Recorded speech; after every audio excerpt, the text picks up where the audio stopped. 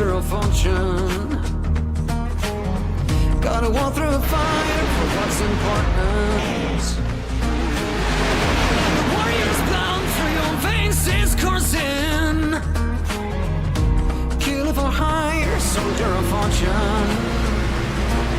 The whole world's watching every move. Take your shot, don't act a fool. All you got and all you ever need is one bullet in the chamber. Ready to take your game, but ain't nobody gonna save you. So what you gonna do? One bullet. Ain't nobody gonna save you. So what you gonna do? Do or die, you're a mercenary. One of a kind that's your burden to carry. Go and make them proud, do what's necessary. Oh no, do or die, you're a mercenary.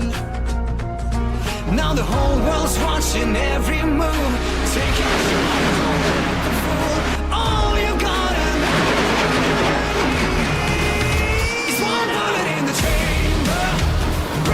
take your game, boy. Ain't nobody gonna save you. So what you gonna do? One bullet in the chamber. Breathe easy, take your game, boy. Ain't nobody gonna save you. So what you gonna do? Now the whole world's watching every move. Still your heart so much to prove.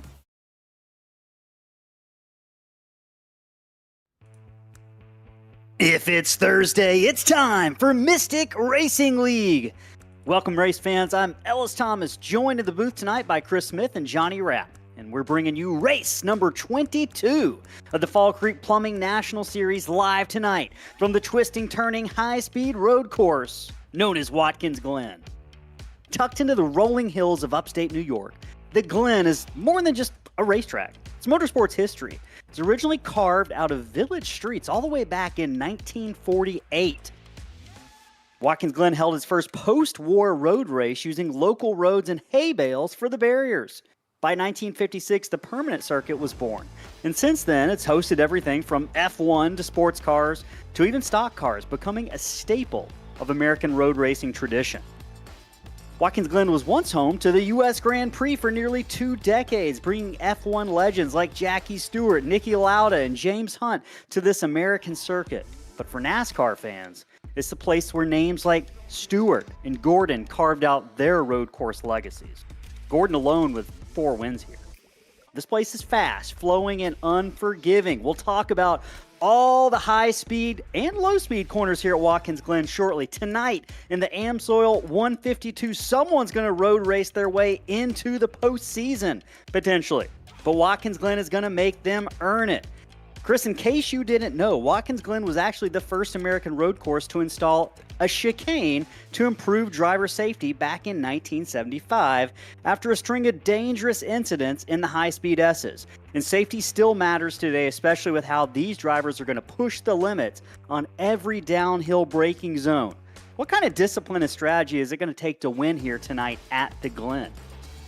Well, Ellis, you kind of hit on it. Watkins Glen is known as the super speedway of road courses. High speeds, it looks very simple from overhead, but don't let that fool you. Don't let that lull you into a false sense of security here. High speeds means heavy braking zones into some of these corners, and this is an opportunity race for many to try to punch their ticket into the playoffs with a little bit of a different type of a style of racing tonight. We have 62 laps around Watkins Glen, 80% fuel, 6 sets of tires, 1 fast repair, and a couple of stages along the way that we will see green flag racing through. Should be a very exciting night of road course action. We're going to be following those stories. We're going to be looking at one of the biggest stories, which is the points with just 5 races left. We're going to cover all that right after everyone's favorite pre-race tradition. Everyone rise and remove your cap if able for the playing of the national anthem. We'll be right back.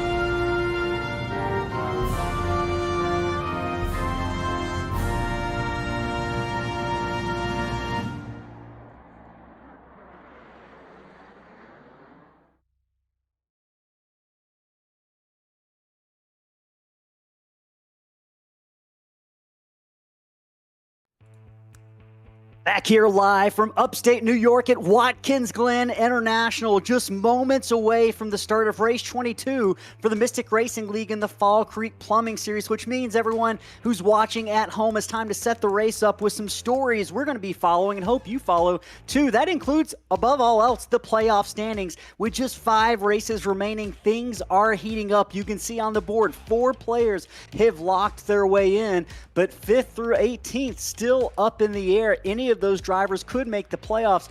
Chris, where's the battle the tightest? Where are you most nervous right now if you're sitting in this playoff picture?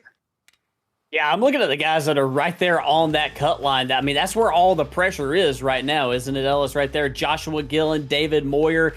I think that that's where the pressure is, especially on a track right here where a lot of drivers are out of their comfort zone on these right-handers and these left-handers. I'm going to have my attention on those guys tonight. They want a clean race, keep those all 4 tires on the track for all 62 laps tonight. That leads us to some of the major stories for tonight. The first being road course ringers. Those guys are who are on the cut line. They're going to have to worry about these one-off drivers or these drivers who just run a limited schedule here in the Fall Creek Plumbing National Series. Chris, you think a road course ringer is going to get it done tonight? Who might we be keeping our eyes on?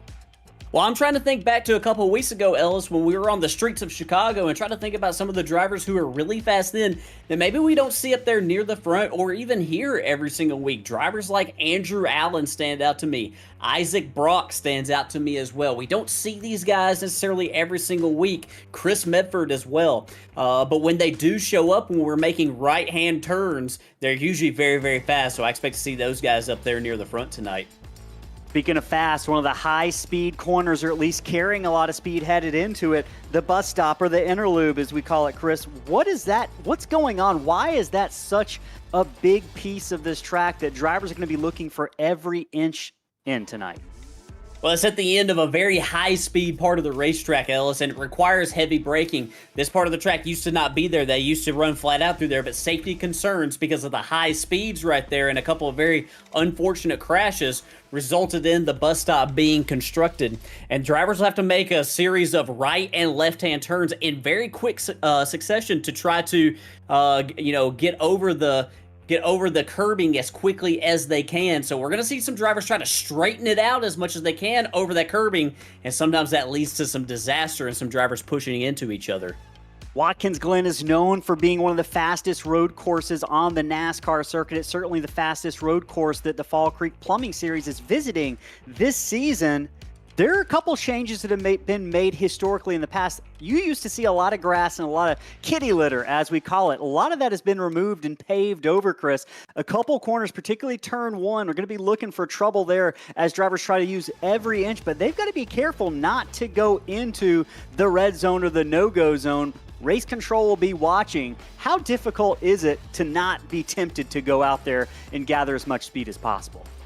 It's very difficult, Ellis. And some drivers have the mentality that those runoff areas, that they feel like they don't go faster out there. They don't like using up all that racetrack. But some drivers, their driving styles and their driving tendencies sort of lend them to doing that. I'm going to have my eyes on a few different spots today, Ellis. I'm going to have my eyes on turn 1. You mentioned that. The runoff zone right there, it's a little bit stricter with giving you incident points down there and even slowdown penalties. Also, turn 5, exiting turn 5, going onto the long straightaway right before turn 6.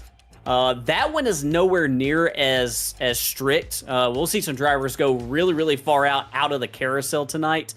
Very, very far drivers left, trying to utilize all the momentum that they can. So I expect to see that. And I also expect turn 6 as well. That's another place where we'll see that as well.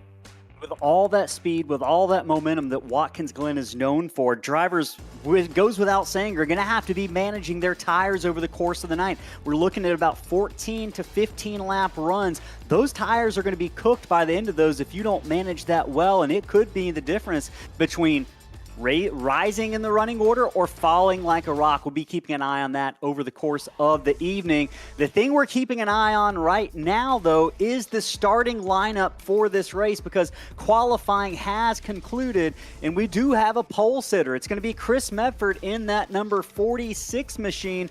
Doesn't run every single week. Look out for him. He was fast in practice. Then it's Andrew Allen, Chicago winner. Controversial finish. We'll be talking to him in just a little bit. In that number 96, he's starting from the outside pole in second.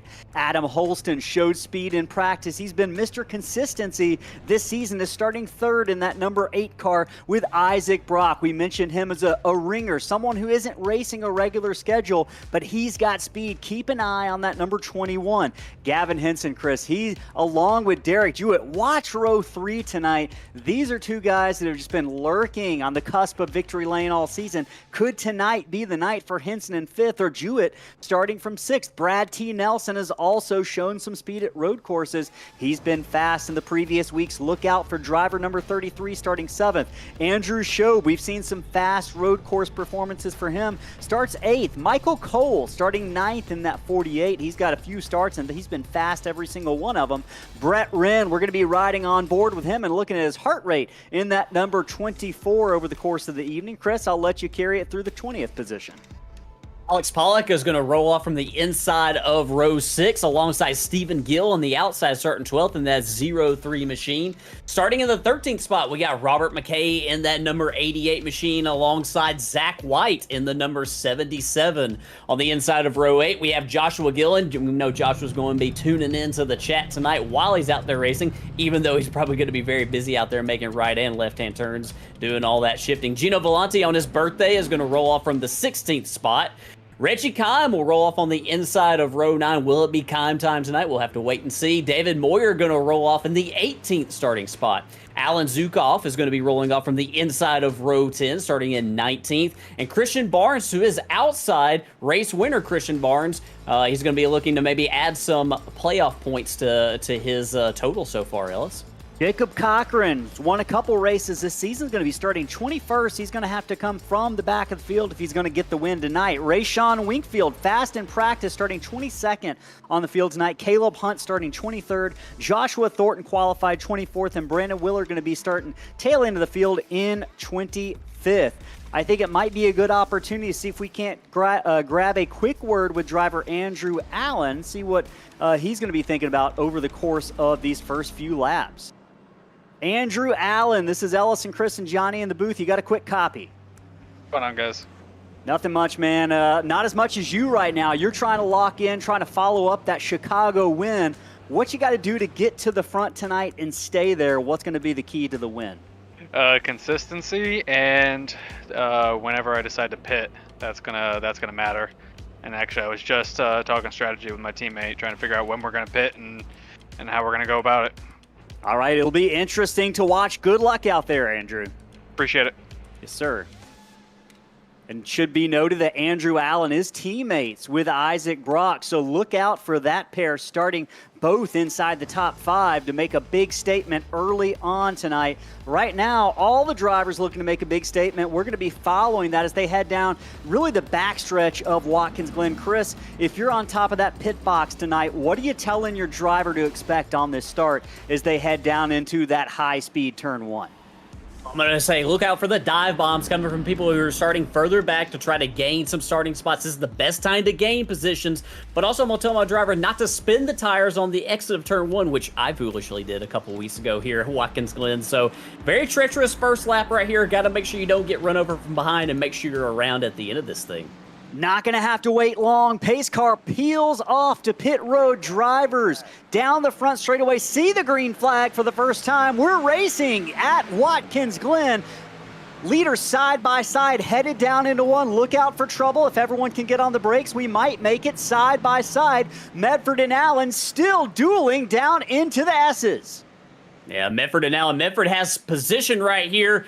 Driver's right here, but I think that Andrew Allen's going to be in a better spot. They almost come together up the hill through here. Very tight part of the track right here. Very difficult to run side by side, but they managed it.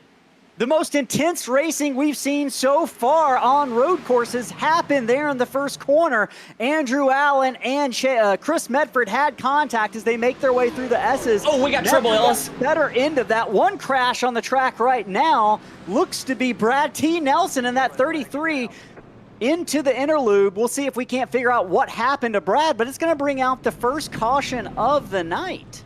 Yeah, we had a lot of drivers actually right here in the inner loop. I believe that it might have started with the number 24 of Brett Wren. Brett had a little bit of trouble turning in possibly. It might have actually had some contact from behind. Yeah, it was some contact from Brad T. Nelson, it looked like, and collected a few people, including Alex Pollock. There's Reggie Kime, Christian Barnes, all receiving some significant damage. Look at Reggie Kime's car way up in the air a couple of times. Big air for a couple cars, not the air that they wanted to experience on lap one. That bus stop's going to be a problem area we're watching all night long, especially on the first or second lap after a restart. But right now we're under caution on lap number 2 of 62 tonight for the AMSOIL 152. Chris Medford is out front. Andrew Allen scored second. Isaac Brock has made his way up to third, with Adam Holston dropping back to fourth. Derek Jewett in that number 45, rounding out your top 5 right now. Those drivers that we're watching on screen are going to have some work cut out for them if they get back to the top 5 tonight. Yeah, they are. We've been watching the replay right here of all the crashing that was going on in the interloop right there. Alan Zukov also received some pretty significant damage in that deal as well. Several cars getting some pretty significant damage. We're going to go back and look at this one more time, and I think we're going to look at this from the onboard right here. This is Reggie Kime to show you his perspective, and it's just a track blocker right there. He runs into Brett Wren, gets hit from behind as well. I think he's about to get hit again right there by Alan Zukov. Ellis, a lot of drivers are taking their fast repair right now because they have to. Absolutely nowhere to go. You saw it there. Drivers do have one quick repair, so they're not out of it yet, but they're going to lose that if they get in a crash later on. They're not going to have that opportunity for the quick repair. Right now, working caution number 1 on lap 3 of 62 here from the Glen. We're going to take a very, very quick break to hear from the presenting partner of this race, AMSOIL. Be right back on the other end of this 30-second ad. Don't go anywhere.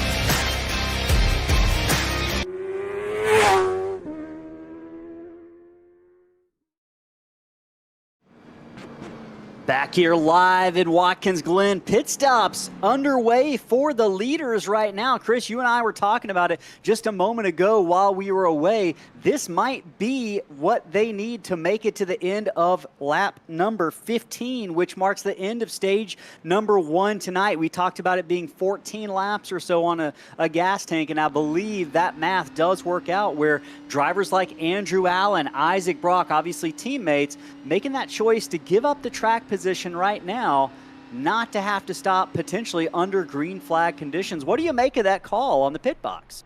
Yeah, they're trying to think forward and try to work the race backwards, basically. And I like the call. It looks like everybody decided to go ahead and take fuel only, maybe with the exception of Brett Wren. I think Brett, yeah, he had a lot of damage in that deal. But, yeah, everybody else took fuel only to try to maintain the track position because they know how important it is to make sure that everything is very clean right there on their automobiles. And yeah, it looks like Andrew Allen, the first one off pit road with that full tank of fuel, will be rolling off from the 12th spot here, Ellis. Rolling off 12th. And speaking of important, you viewers at home watching right now live on YouTube are important to us, and we're grateful that you have tuned in. And it's because of that we're doing a Chase Elliott diecast giveaway tonight. One lucky fan who chimes in the chat is going to take home that Chase Elliott diecast absolutely free. We'll send it to you free of charge as soon as this race is over. All you got to do is say hi in the chat. Let us know what driver you're rooting for. React to anything you're seeing on track, whether you agree with the calls, disagree with the calls. But we want you to chime in. We want your voice to be heard. We appreciate everyone tuning in. If you haven't hit that subscribe button, please do so. We find that a lot of our viewers, they watch, but they don't hit the subscribe button. We do 3 or 4 races a week. You don't want to miss a minute of that action. Thank you very much. Right now, drivers getting ready to come to the choose rule to determine where they are going to line up on this restart. Looks like Medford is I think they might taking the choose. Yeah, there they go. It might be a little bit later. Well, I think that, yeah, there's another point on the track. Sometimes on road courses, it's a little bit later on the track when you make the choose. So I think they're waiting a little bit before they do that. I will admit I'm not exactly sure where it is this week. I did not see. So apologize for not knowing what that is. But I think it's a little bit later on in this lap. It might be down the backstretch or maybe towards the bus stop.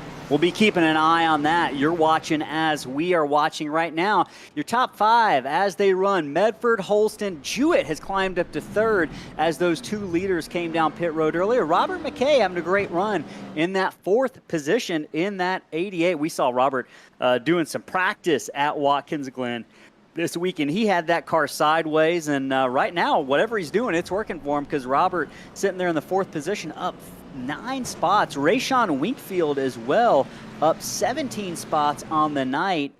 Again, benefactor of that early caution, but also several drivers up front coming to pit road. That's shaken up the running order just a little bit. Chris, what's that going to do to the sense of urgency from drivers like Brock and Allen and those who did come in? Because now they've got cars that are fast cars, but seemingly slower than them based on what we saw in qualifying and practice speeds. What does that do to kind of the focus or maybe the temperament of the drivers trying to work their way through the field? It puts a lot of pressure on those guys not to get their stuff tore up coming back up to the field, to be patient. You want to be the first one that, of your group basically to get through the traffic, but can't get your stuff tore up coming up through the field because, the likelihood of another caution is low. If you wind up spun out somewhere and you lose 10, 15 spots, it's going to make for a very, very long, very difficult night. So if I'm a driver like Andrew Allen and Isaac Brock, I'm going to try to be as patient as I can getting through these guys because there's going to be a variation of speed between them and some of the drivers who stayed out this time. We're going to be seeing a lot of intense action. We saw it on the start of the race between the 2 leaders, Medford and Allen. I'm sure Holston's not going to give any quarter either here on this restart. It's going to be on Medford to mash that throttle right now. Jewett gets the best restart of all 3 as they get ready to make that right-hander down into turn 1. 1 car high, that's the 77. The 3rd place car, Derek Jewett, sideways through turn 1. We're still clean and green, but that's the 3rd place car now caught up in an incident here on lap number 5. And Ellis, no caution in this deal right here. I was just talking about that. That's going to force Derek Jewett into a very difficult position for the rest of this race. He's got a long road ahead of him. Long road ahead of him, but there's plenty of laps to get it done. We'll see if he can get back up front. But right now, the story up front is Chris Medford leads by about 2 car lengths as they send it down into the carousel. Holston, the 23 of Winkfield, giving chase right now. Yeah, we had a couple cars in the grass right here. Gino Volante, but he kept it straight right there in that Western Auto Parts. Oh, we got trouble in the carousel. That's the 77 of Zach White around. I think that Brandon Willard was also around. The 12 and the 77 have contact. Not sure if those 2 were connected, but both do find themselves facing the wrong way in the carousel here on lap number 5. Chris, these road courses tend to have a chaotic look to them right after these restarts, and that's what we're looking at right now. But big battle headed down into turn number 1. The 23 of Rayshawn Winkfield to the inside of Adam Holston. Holston goes into the runoff. Winkfield has the preferred position as they head up into turns 2, 3, and 4. We got another crash right here. That's the number 88 of Robert McKay in turn 1. And a lot of damage to Andrew Allen, one of the drivers who came to pit road. Allen has significant front end damage to that number 96 machine. If you're Allen now, all you have to do or thinking about doing is probably making it to this stage, and next time you have to pit, getting that quick repair. Allen still has it, so if you're rooting for Andrew Allen, it's not over yet. Don't worry, but we see debris flying all the track. The 84 now having issues. That's Jacob Cochran with damage. Andrew Allen goes through the runoff, through the bus stop. Chris, there is chaos everywhere on this track right now. Yeah, I keep on trying to get a replay pulled up right here to show something, but there's just so much going on. We can't take our eyes off of the action right here. Chaos right here in the opening laps here from Watkins Glen. A lot of drivers with some pretty significant damage. Jacob Cochran's going to have to come to pit road. I was just looking back, and it was contact from Cochran to the back of Andrew Allen that actually caused that deal. Cochran's going to keep on going right here. And yeah, I do have a replay pulled up right here, Johnny. We can take a look at it. This is going down into the bus stop right there, and Cochran makes some contact into the rear of Andrew Allen, who's already significantly hampered by that front end damage. So, yeah, that's pretty significant for both those drivers. Cochran is continuing to circulate on the racetrack right here, but I don't know if he can make it to the stage break or not, Ellis. Chris, this is the danger we talked about. That's the gamble that those drivers took. They took the pit stop, but what it did is it forced them back into traffic, and that tends to be where the biggest trouble happens early on these restarts. Watching Jacob Cochran continuing to run around with damage right behind Caleb Hunt in 8th position. Cochran sitting in the 9th position right now. Yeah, I don't see how that car is still running like it is with a full hood missing from it. You can see just how loose that 84 is off the corner, but continues to give chase to the 78 of Hunt. Throughout the field, a couple battles are emerging right now. Looking at the 7th place position, 7th place and 6th place heating up. There goes Gavin Henson trying to look underneath the number 35 of Gino Volante. This is a battle for the 6th position. You can see the run that the 39 of Henson gets off the corner. He's going to have the preferred position, but he's got to be careful not to cook it down into turn 1. Looks like Volante did the wise thing there, let that 39 on by. Yeah, we got a battle right here going on between Alex Pollock and Jacob Cochran. I am shocked at the speed still in Jacob Cochran's car. It is definitely hampered by the damage, but he's able to maintain a fairly decent pace to try to get to the end of this stage, I believe. There is no scheduled caution at the end. Oh, as Cochran and Allen, I think they got together again right there up the hill through the S's.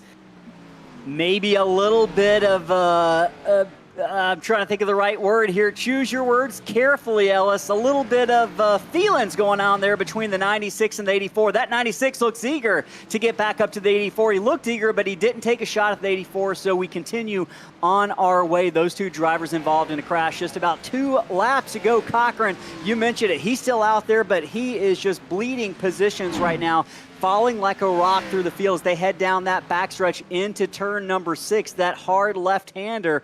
Right now, battle between Caleb Hunt and Gino Volante right in front of them. I believe, yeah, 78 is right on the back bumper of Volante in that 35. He looks to the right where you definitely want to be on that inside headed down into turn 1. I'm curious to see if Volante drives it hard down into turn 1. Is it as hard as Hunt? They collide. Hunt sideways. Both drivers, I thought we're going to hang on to it. Volante turns to the left and Hunt. Volante come in contact with each other down into turn 1.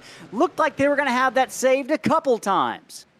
Yeah, it looked like they did right here. We'll actually go back right here if, yeah, Johnny Rapp, our producer right here, he is on the money right here. And yeah, down in turn 1 right there, just not a lot of room given right there. 78 and 35 come together right there. Gino Volante in a drift right there, trying to hold on to it. Caleb Hunt did hold on to it, but unfortunately, he and Volante meet again right there on the exit of turn 1. A lot of drivers doing a great job going really far drivers left right there into the runoff to avoid all of this mess.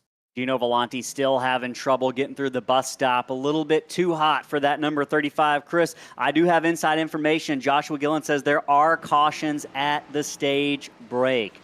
there are cautions at the stage break. Looking through the chat right now, several of you chiming in. We appreciate it. Time Changer in here. We appreciate you. Bubba in here as well. Alex Pollock. Ricky LaFleur joining us again. It's good to see you back as well. AJ Hale back from a week or so ago. Glad to see you back in the chat, AJ. Connor Lines back after 2 weeks. We miss Connor greatly. Glad to hear Connor is doing okay. If you haven't joined in the chat right now, make sure you get in there and let us know what you're thinking about this race. We'll send someone a free Chase Elliott diecast. I think Chase Elliott, has he won a race at Watkins Glen before? I'm pretty sure he has with all of his road course success. I wouldn't be surprised. I'd be more surprised if he hasn't won at Watkins Glen. I remember there was kind of a first win. That's right. Yeah, ran sure out of gas. Yeah. Producer Johnny Rapp, the NASCAR historian there. Good job, Johnny. Good job on the cams tonight as well, my friend, as we watch this battle between the number 92 of Andrew Allen and Alex Pollock as they work their way down that backstretch right now. You can see Allen has the preferred position. What's the mentality for driver number 96 right now? We talked to him in pre-race on the pace laps about just kind of keeping a cool head and running his race, and strategy. Has that strategy likely changed here on lap 11 of 62 with 4 laps remaining in stage 1? It might have a little bit, especially with the damage now. Joshua Gillen has given us great inside information. We haven't seen a lot of cautions this season on road courses at stage breaks, but apparently we do have them tonight. And so Andrew Allen is just trying to get there. Oh, we got some contact in turn 7 between Brett Wren and Gino Volante. Both those drivers straightened it back out, though. But yeah, that's as we see Zach White off to the driver's left right here in the carousel. I think that he's just trying to get to the stage break like a lot of other people right here, and just trying to make sure that he's around at the end of this thing. We'll go back right here, Johnny. I do have a replay of Brett Wren, and I said that I had it. I was a little bit off though. Let's see if we can get it right here. Yeah, so this is Volante in front of Brett Wren. Wren's going to try to make a dive to the inside right here in turn 7. And yeah, they, once again, just not a lot of room right there between drivers right there turning down into the corner, and they get together, but not a lot of significant damage to either one of those machines. Not a lot of significant damage, but that could not be said about several other drivers on track. We've seen our fair share of incidents in the opening stage. Lap 13 of 62 tonight, just 2.5 laps left in stage number 1. One of the big battles emerging on the track right now, Jacob Cochran and Derek Jewett. This is a battle for the 10th position. I believe Jewett might have just gotten by the number 84 of Cochran, who's struggling with that missing appendage, the hood of that number 84 right now. Flew off many laps ago. Right now, he's just trying to hold position or as close to the front as he can. Yeah, and Ellis, we saw, this is a great recovery for Derek Jewett. We saw Jewett sideways in turn 1 on the first lap as we went back to green. So he was basically dead last in this field, and here he is all the way back up to the 9th spot.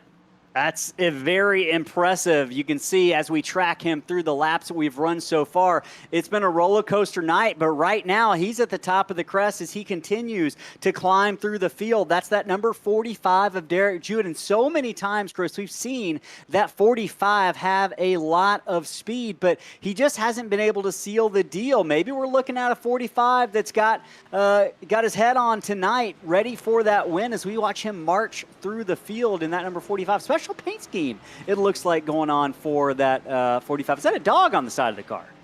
It is a dog on the side of that car, and that dog will hunt tonight. He is getting after it in that number 45 for sure. We got a tight battle going on right now for the 3rd spot. Andrew Schob, Ellis, is under some pressure right here from Isaac Brock. Andrew Schob is another driver that's been pretty fast on road courses all season, so I'm not really surprised to see the speed out of that number 69. And thinking back a couple weeks ago to the Chicago Street Course, Isaac Brock, he was pretty fast as well there. I think he ran into some trouble and wound up not getting the finish that he probably deserved, but he's got that number 21 car right here in the 4th spot, looking to maybe close up some ground right here on Andrew Schob before the end of this stage. Yeah, this battle's been going on for the last 3 or 4 laps. That 21 continues to be just about 8-9 car lengths back as they head down into turn 6. This tends to be one of the better corners of the track for that 21. You can see that momentum as we ride on board the rear deck lid of Andrew Schob in that 69. Couple different approaches through those 2 corners. Oh, the 21 loose off of turn number 7 as they come down the front straightaway across the line right now. Schob's going to pull away just a little bit. Another battle I'm looking at, 14th and 15th right now. That is Caleb Hunt and Rayshawn Winkfield. This one's been a tight one for the past couple of laps. They're working their way down the backstretch right now. Winkfield just pulled off the pass on Caleb Hunt, but it wasn't without maybe a little bit of contact. And both of those cars get a little bit loose with Winkfield going off the runoff there, Chris. That used to be just, was it kitty litter?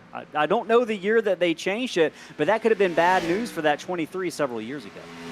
Yeah, it could have, and now it is paved, so there's a little bit more forgiveness for maybe a possible driver mistake right there. We are approaching the end of this stage right here. Pit road has been closed 2 laps ago here in the stage. Chris Medford is your leader with Adam Holson in second. Holson got to within a second of Medford, but Medford has opened the gap up right here on this lap. Looks like he has turned on the afterburners right here on this lap. I saw it get to within a second, and now at the completion of this lap, it's almost 2 seconds again. So, yeah, Medford having a really good night. A lot of drivers having really good nights that definitely needed them tonight. Yeah, we're definitely keeping our eyes on some of these battles right here as Medford is working the final lap of this stage 1.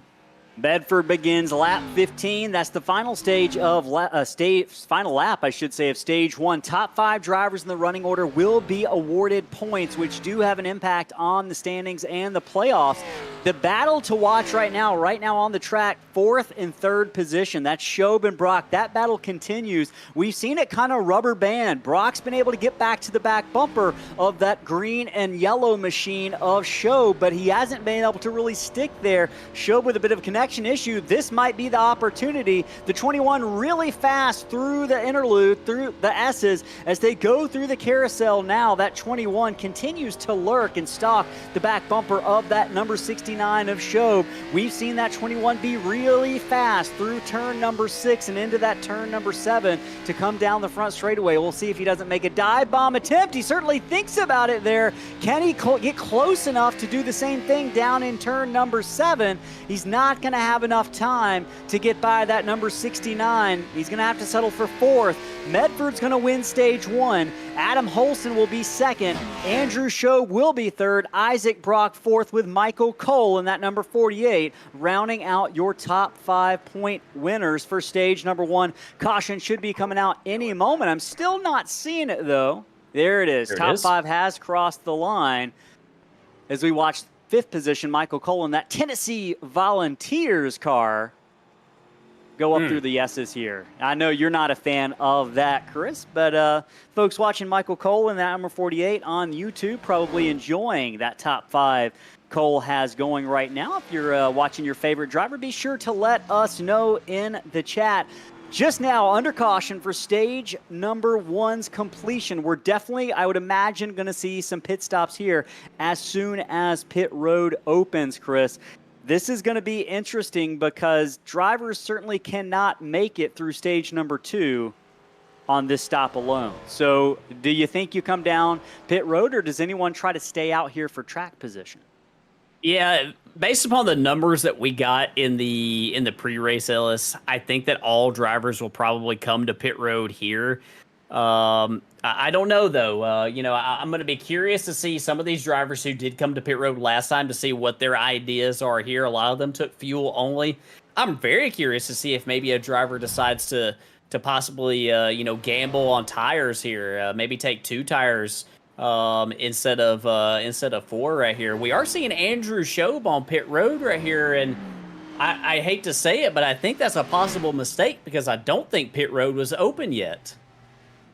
Yeah, so Chris, the only thing I can really think of, these Medford, Holston, Schob, and Jewett are all on as pretty much have run what they can. I'm counting 17 laps on this stint without coming to pit road, and that is right around, if you factor in the caution laps, that's right around the 14 laps or so that we thought a tank of fuel would take these drivers on each run tonight. So you very well might be correct. That might have been at the number 90. We said that was Holston, the 8.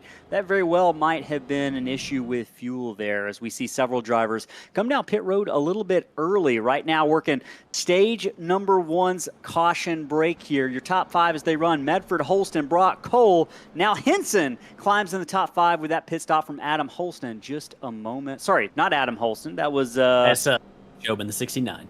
Yeah, Shobin, the 69. My apologies.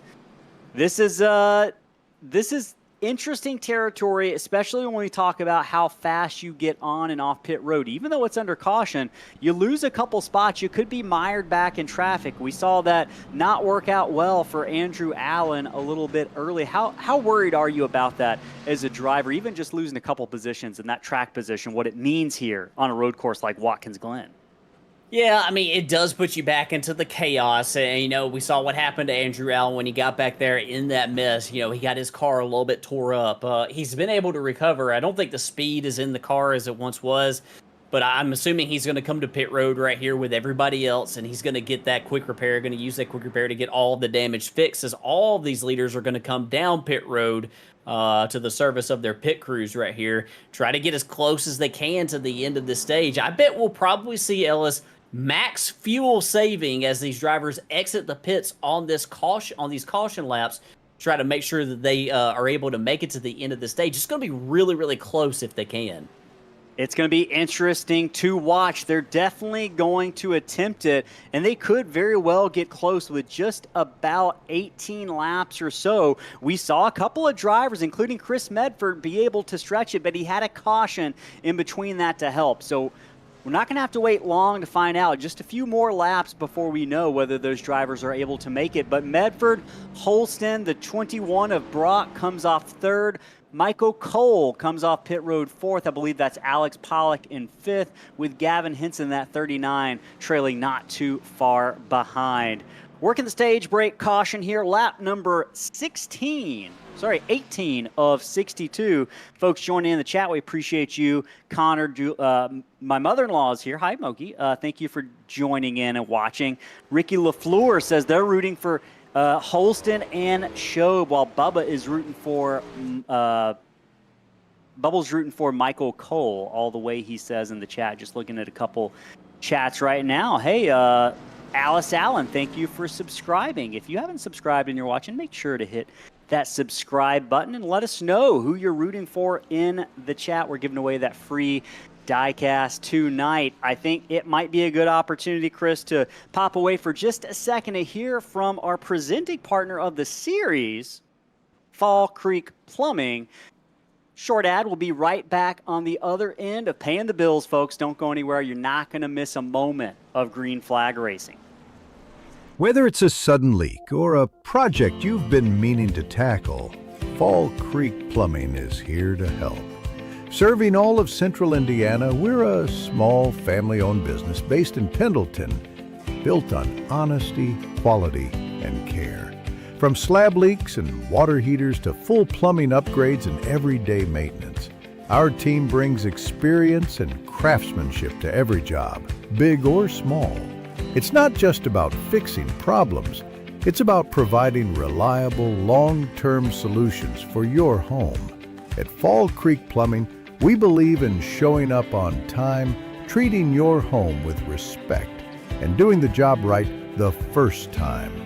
Because peace of mind shouldn't be a luxury, it should be the standard. Fall Creek Plumbing, local, reliable, professional, and proud sponsor of Mystic Racing League.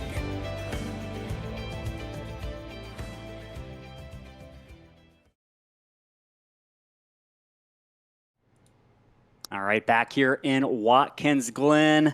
Sorry, Ricky LaFleur. I know you saw Reggie Kime and that number 9 machine out front. He has since come to pit road. So you got to see him out front for a lap or so. And Reggie's had not a bad day. He got involved in a little bit of trouble earlier, but so far, That car's still out there running right now. He's being scored in the 13th position. So a solid run going on for Reggie right now. Approaching the choose cone here in just a short while. Driver's going to be looking to grid up and see where they're going to take this restart. I believe we're approaching the choose. Yeah, I think it's going to be here in just right after they get out of the carousel. Chris, is it just kind of a no-brainer to take that right-hand inside line going down to turn one if you're the leader who has that opportunity to choose? Yeah, I don't think that we will ever in real life or in the sim see anybody who is in control of the race go driver's left right here.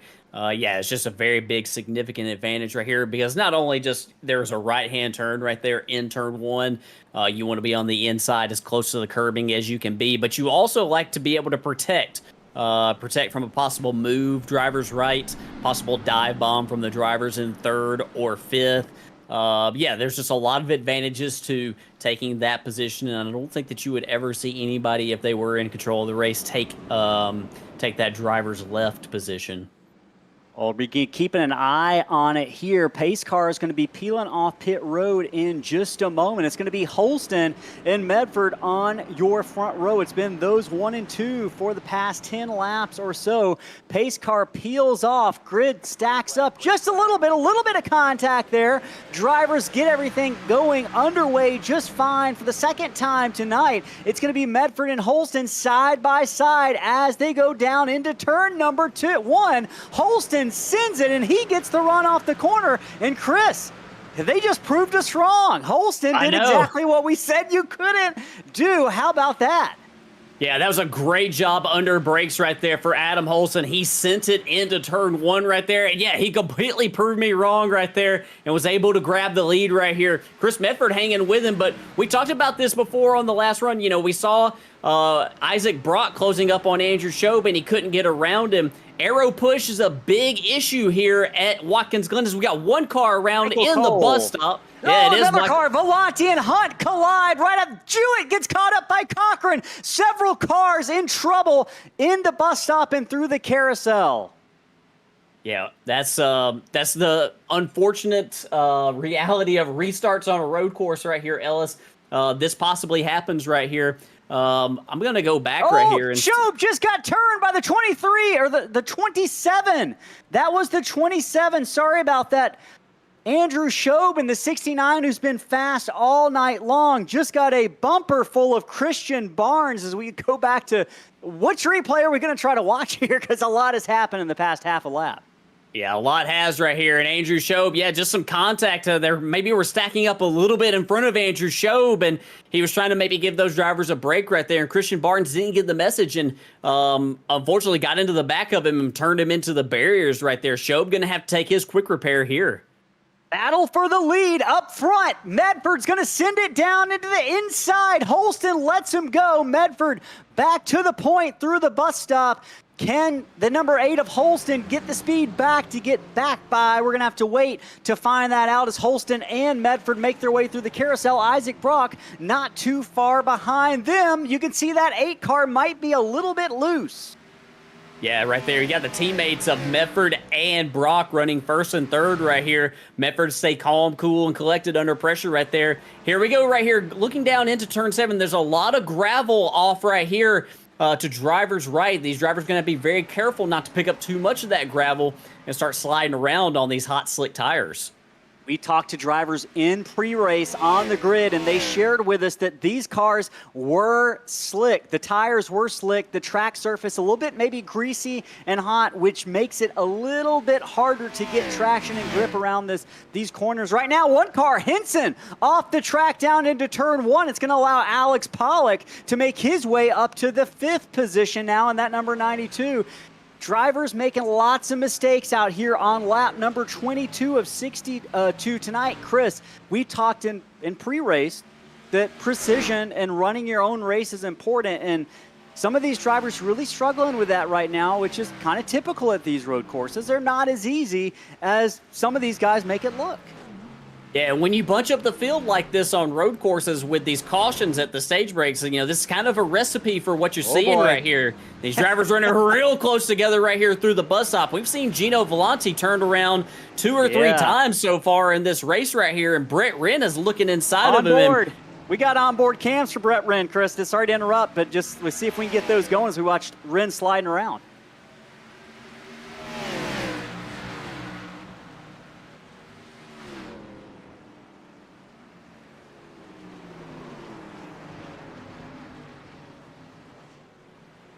Volante sideways off the corner. That happened right in that pack. You can see how focused Brett Wren is in that number 24, sitting in the 8th position right now, making it look fairly easy as we watch the heart rate monitor for Brett Wren weekly. It's usually pretty calm, cool, and collected, and he's looking pretty good right now in that number 24.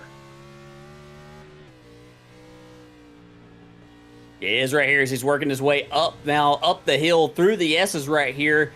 This is the part of the track right here where you got to be really careful not to overstep, because you want to try to run as close to wide open as you can, and it's very inviting as you go up there through the S's. And yeah, Brett looks really calm, cool, and collected right here as he closes up on the rear bumper of Jacob Cochran.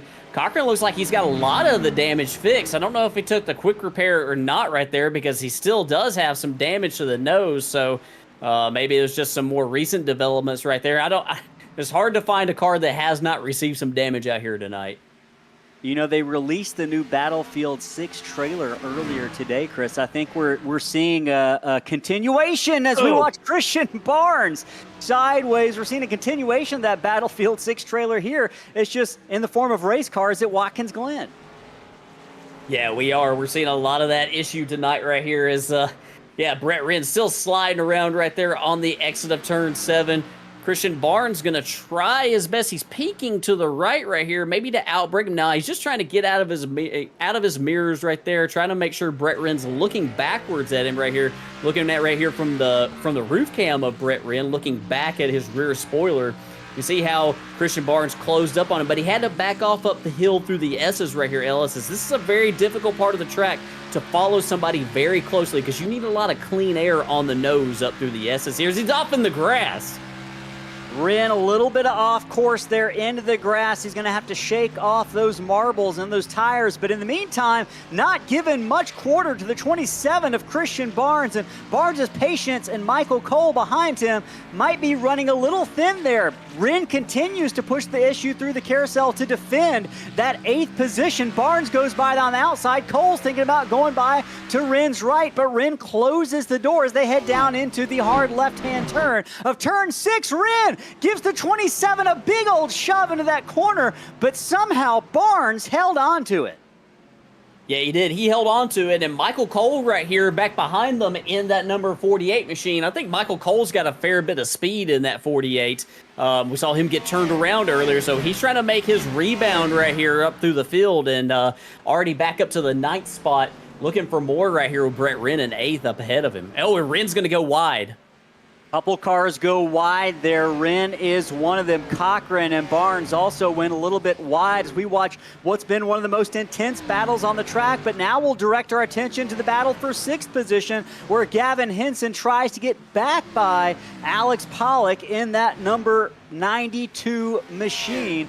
Several battles going out on the track right now. Henson, if you recall, Chris, got a little bit loose and gave up that position earlier to the 92 of Pollock, but trying to get that back right now. Pollock not exactly going to be exactly thrilled to give it back as we see them head down into turn number 6. Yeah, right here, Gavin Henson all over the rear bumper of Alex Pollock right here, putting a lot of pressure on him, right here, going down into the final corner. I thought he was going to look to the inside, but he decided he's going to wait for his opportunity, a little bit better one right here, and Pollock gets loose right there. Great patience from Gavin Henson right there. Pollock made a little bit of a slip right there off of the exit of turn 7, and that's going to enable Henson to have the run down into turn 1 right here and possibly complete this pass as Brett Wren's around at the pit road entrance. 12 around, backs up onto the track. That might have been the 78 of Caleb Hunt. Also, potentially maybe slamming on the brakes to avoid Wren, but it's going to send both drivers down pit road. Now I'm looking here, Chris. They're on lap 8. Get your fuel. I was about to say, go ahead and take that fuel as we watch the replay here of what happened to Brett Wren, who had a top 10 run going. Yeah, Brett Wren right here approaching turn 7, and yeah, just maybe a little bit too aggressive on throttle right there in turn 7. Very easy to do in that corner right there. Caleb Hunt looks like, yeah, he maybe did possibly the same thing that Wren did. Yeah, and I think both those drivers have got their service done, and they should be able to guarantee themselves making it to the end of stage 2. Yeah, I think Wren might have lost a little bit more time than the 78 of Hunt did, but both convenient point for that near crash off turn number 7 down pit road as we watch another battle right now. I believe that's Holston trying to hold off another car. That's the 23 of Wingfield. Yeah, that's Rayshawn Winkfield in that number 23 machine. And yeah, we talked about the speed that Rayshawn had in practice, but he didn't translate that into a good qualifying run. Might have had an off track at some point in his run that negated his lap. But here he is right here closing in on the back bumper of Adam Holston. He's going to get off in the grass just a little bit right there. I'm not trying to sound like a broken record right here, but that just shows you how difficult it is to follow very closely behind somebody up the hill through there. This is a very fast road course, and with those fast speeds comes, you really need a lot of clean air on the nose of these cars. Chris, is it a good time to maybe go on a one-lap run with the 21 of Isaac Brock once he crosses the start-finish line? Are you up for it? Yeah, let's do it. All right. That's a good one to ride with. Running right in front of Rayshawn and Adam Holston, getting ready to come to that start-finish line. Yeah, right here. He is coming to the start-finish line right here. He's got a little bit of lap traffic in front of him, so yeah, he slides right here off the turn 7. But yeah, this is a long front straightaway right here, probably getting to 3rd gear, close to 4th gear. Now, he's going to be hard on the brakes. This is downhill, so it's very tempting right here to, drive it in hard, but, you can get yourself in trouble right here. Now, he doesn't go as wide as some other drivers do right here.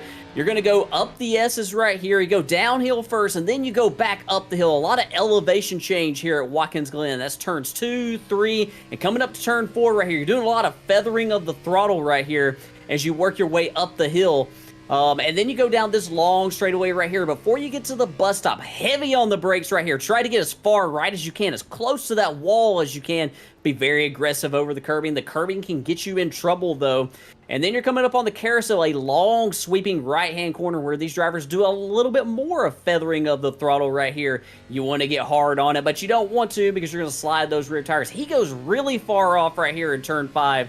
Very far to the driver's left. You see drivers do that a lot here at Watkins Glen. Then heavy on the brakes. This is always a difficult turn for me, Ellis. Turn 6. This left-hander right here. Some drivers go far right. He does not. He keeps it nice and tidy right there in turn 6. And then turn 7, another very tricky corner right here where you got to be really careful on the throttle. You see that little bit of correction right there on the wheel. And he goes across the line right there. And that is a lap around Watkins Glen International. Well, you did it masterfully, Chris, and that felt pretty calm. But what's going on about 10 car lengths behind Brock right now is anything but calm because the battle for 3rd position has heated up between Holston and Winkfield. Holston about as far off track as you can get there as they climb the S's right now. Winkfield's going to take advantage of it, but they're working by 2-lap cars of Hunt and now Brett Wren right in front of the 23 of Winkfield. Looks like they're going to clear both of those cars, no issue. Holston still got to get by the 24 Brett Wren, who made a pit stop earlier after getting a little bit loose off of turn number 7. He's going to have to wait. That is Adam Holston's going to have to wait through the bus stop. Got to be frustrating to have to wait like that. Brett Wren not doing anything wrong, but catching a car like that in the absolute worst potential spot is an absolute headache for drivers trying to hold on or gain positions. It definitely is, but that's just the reality of road course racing. Yeah, but I applaud Adam Holston for his patience right there to not get his car tore up right there, trying to get around his teammate Brett Wren right here. We're looking at the battle right here for 5th right here, Gavin Henson and Alex Pollock. These drivers have been near each other for most of the night tonight. Very close to each other on speed. Not really able to get away from each other right here. Got another potential battle right here. This was like Andrew Allen and David Moyer. Allen right now, Ellis is in the 10th spot. Moyer in the 11th spot. Yep, the 96 and the 47 getting ready to do duel, but Andrew Allen trying to get by Brad T. Nelson for the 9th spot right now. Allen trying to get to the back bumper of the 33, and Nelson's a pretty good road course racer. He's had some good runs over the course of the season. Right now, Brad T. Nelson started, I believe, in the seventh position. Seventh position, yeah. So he's dropped just a little bit, but Andrew Allen's going to make that pass no problem by the 33. That number 96 now back up into the top 10, Chris, after some early race misfortune. We saw it going so well for the 96 for the first few laps, and then when the caution came out, him and his teammate, Isaac Brock, the 21, made the strategy call, likely talked about in pre-race, to come down pit road and to get enough fuel to make it the rest of that stage. David Moyer goes almost nearly head on into the wall on the entrance to the carousel. Hopefully he's okay. He gathers it back up and continues on his way, but that was a hard lick for the number 47. Cochran off track right in front of him as well, down the back straightaway. They go, Chris. I was saying before David Moyer interrupted me, I was saying that Andrew Allen had it going so well, but got caught up in traffic. He made that gamble, and it didn't pay off. Yeah, it did not. And yeah, he had an extended pit stop on the last one right here to try to get a lot of his damage fixed. And I think he has succeeded in that right here. I was going to tell our producer, Johnny Rapp, right here, I do have a replay right here of David Moyer having his issues in the bus stop right here. We'll show right there. Yeah, he got a little bit offline right there in that left-hander right there. And yeah, he goes off right there. But that definitely could have been a lot worse for the driver of the 47. Moyer lives to fight another day. Battle is heating up, though, for second position. Rayshawn Wingfield in that number 23 series part-timer. Wingfield is on the back bumper of series part-timer Isaac Brock in a battle for second position. Keep an eye on these two cars. Brock loose off of turn number 7 is going to open the door for Wingfield, but he's going to be on the outside, headed down into turn 1. Yeah, this is a very, very bold move right here to the outside. Maybe a little ambitious right here. He's not going to be able to get the drive off of turn number 1 to be able to complete the pass, but we see a lot of speed in that number 23 machine, Ellis. The boys number 23 Toyota right here, working his way up through the S's right here. He's going to try to get this pass completed before a possible pit stop or the end of the stage, whichever comes first. And we are just 3 laps away now. Working lap 32 of 35 in this stage number 2 as we watch that 23 roll around the track in third position. You're right. We're going to see some strategy calls here, Chris. Some drivers very well might not have the fuel to make it, or they might try to get that pit stop in under green, not lose a lap, and gain the track position on the other end as those drivers come down pit road under caution. But right now, Wingfield just trying to get into second position. There you see Leader it. on pit road. Several Chris drivers Mefford. down pit road. Yeah, Chris. Chris Mefford on pit road, the leader, and I think that we're going to see them all possibly come on this lap, Ellis. If Here they come haven't the come to 21, pit 23. road, yeah, they cannot make it to the end of the stage, and you want to be able to do it before pit road closes. Chris, there might have been some contact from the front bumper of the 23 to the back bumper of Isaac Brock and that number 21. We're going to see what the impact of that is on both of those cars and whether or not they try to get that fixed. If I'm a driver and I know I might not lose a lap, I very well might try to get that damage fixed right now. Yeah, I possibly would as well. And I do have a replay right here, Johnny, of the contact coming down into pit road right here. You're riding on board with Rayshawn Wingfield, and yeah, they're both trying to get all they can right here. And yeah, gets into the back of the 21 right there, really pushes in that rear bumper. I don't think that's very significant for the 21. Yeah, I'm not sure if he'll decide to take his fast repair here or try to save it for any possible serious damage later on. We'll be keeping an eye on that, but I believe pit road is probably going to be closed on the next time by. So if you haven't come yet and you're the driver who's thinking about coming, you got to do it this time by. Watching Chris Medford just roll through the bus stop, no problem. He scored as your leader right now. Holston still in second. Wingfield holding on to third position. But boy, Isaac Brock is giving it a go here as both of those cars were loose through that last set of corners. Alex Pollock rounds out your top 5. We got let's see, Necrobear in the chat asking about Michael Cole. He says it's his favorite racer. Michael Cole's had a pretty good run going tonight. From that 48, he's been running top 10 most of the night, Necrobear. So appreciate you tuning in. Got a car around. That's Gino Volante around. Volante's around. I'm sorry, Ellis, but that was right in front of the leaders, and that was almost disastrous as the leaders were coming up on Gino Volante. We'll see if we can go back and get a look at this. I might have it right here. Actually, Johnny has it. So let's take a look at Gino having his issue right here. This is coming up on turn 6. And you got Adam Holson. You got Rayshon Wingfield right behind him. Yeah, he just... he locks up the rear brakes right there, entering the corner, gets into a drift, overcorrects right there in front of Adam Holston. Gosh. That made me jump out of my seat, Ellis. Yeah, I think we might need to check the seat of Adam Holston in that number 8.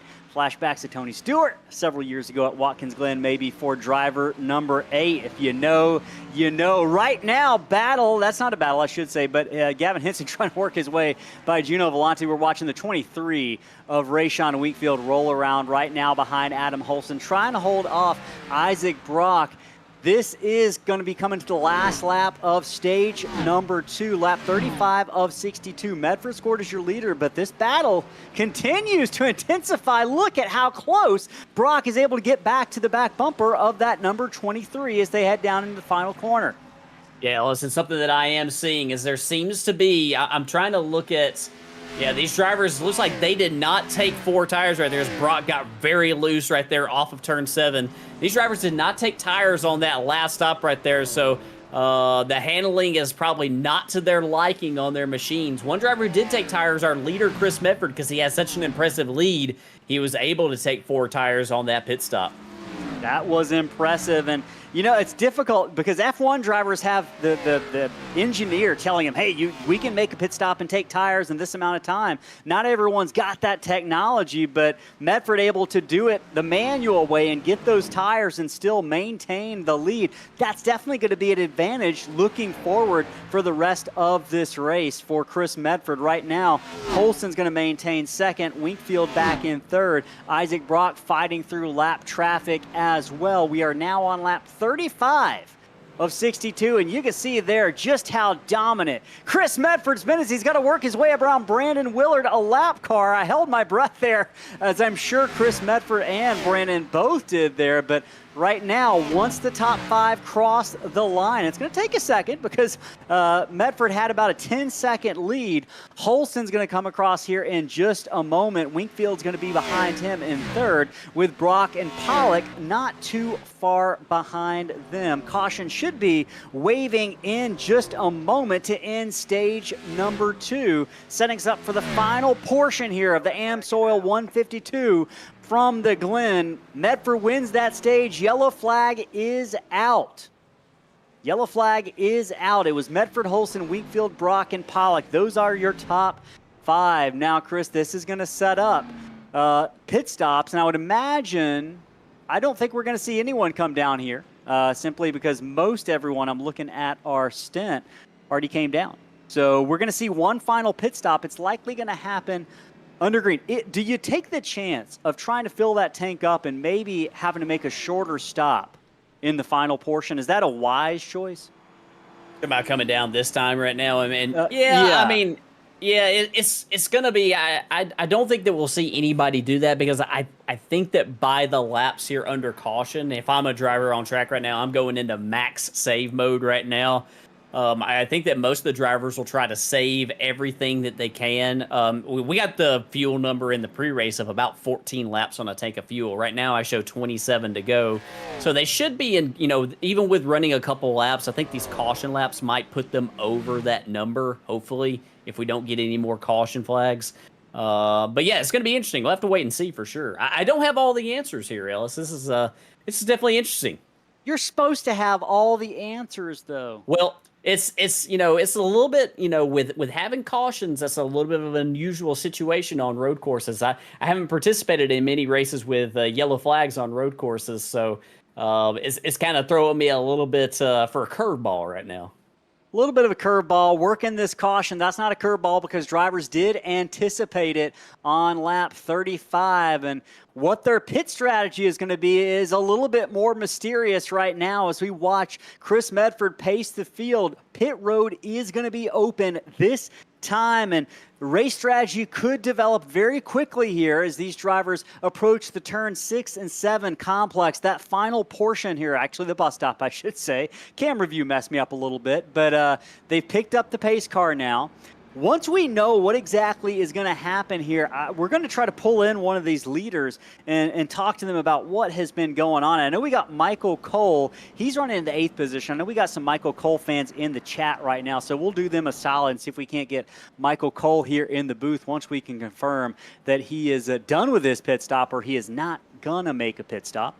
And speaking of the fans watching at home, if you are tuning in right now, thank you, thank you, and thank you again. We're giving away a free Chase Elliott diecast tonight. All you got to do is be an active chatter. We're going to choose one of you at the end of the race and send you a free Chase Elliott diecast. And to take that a little bit further, make sure you subscribe if you haven't already done so and like this video as well. It doesn't cost you a single thing.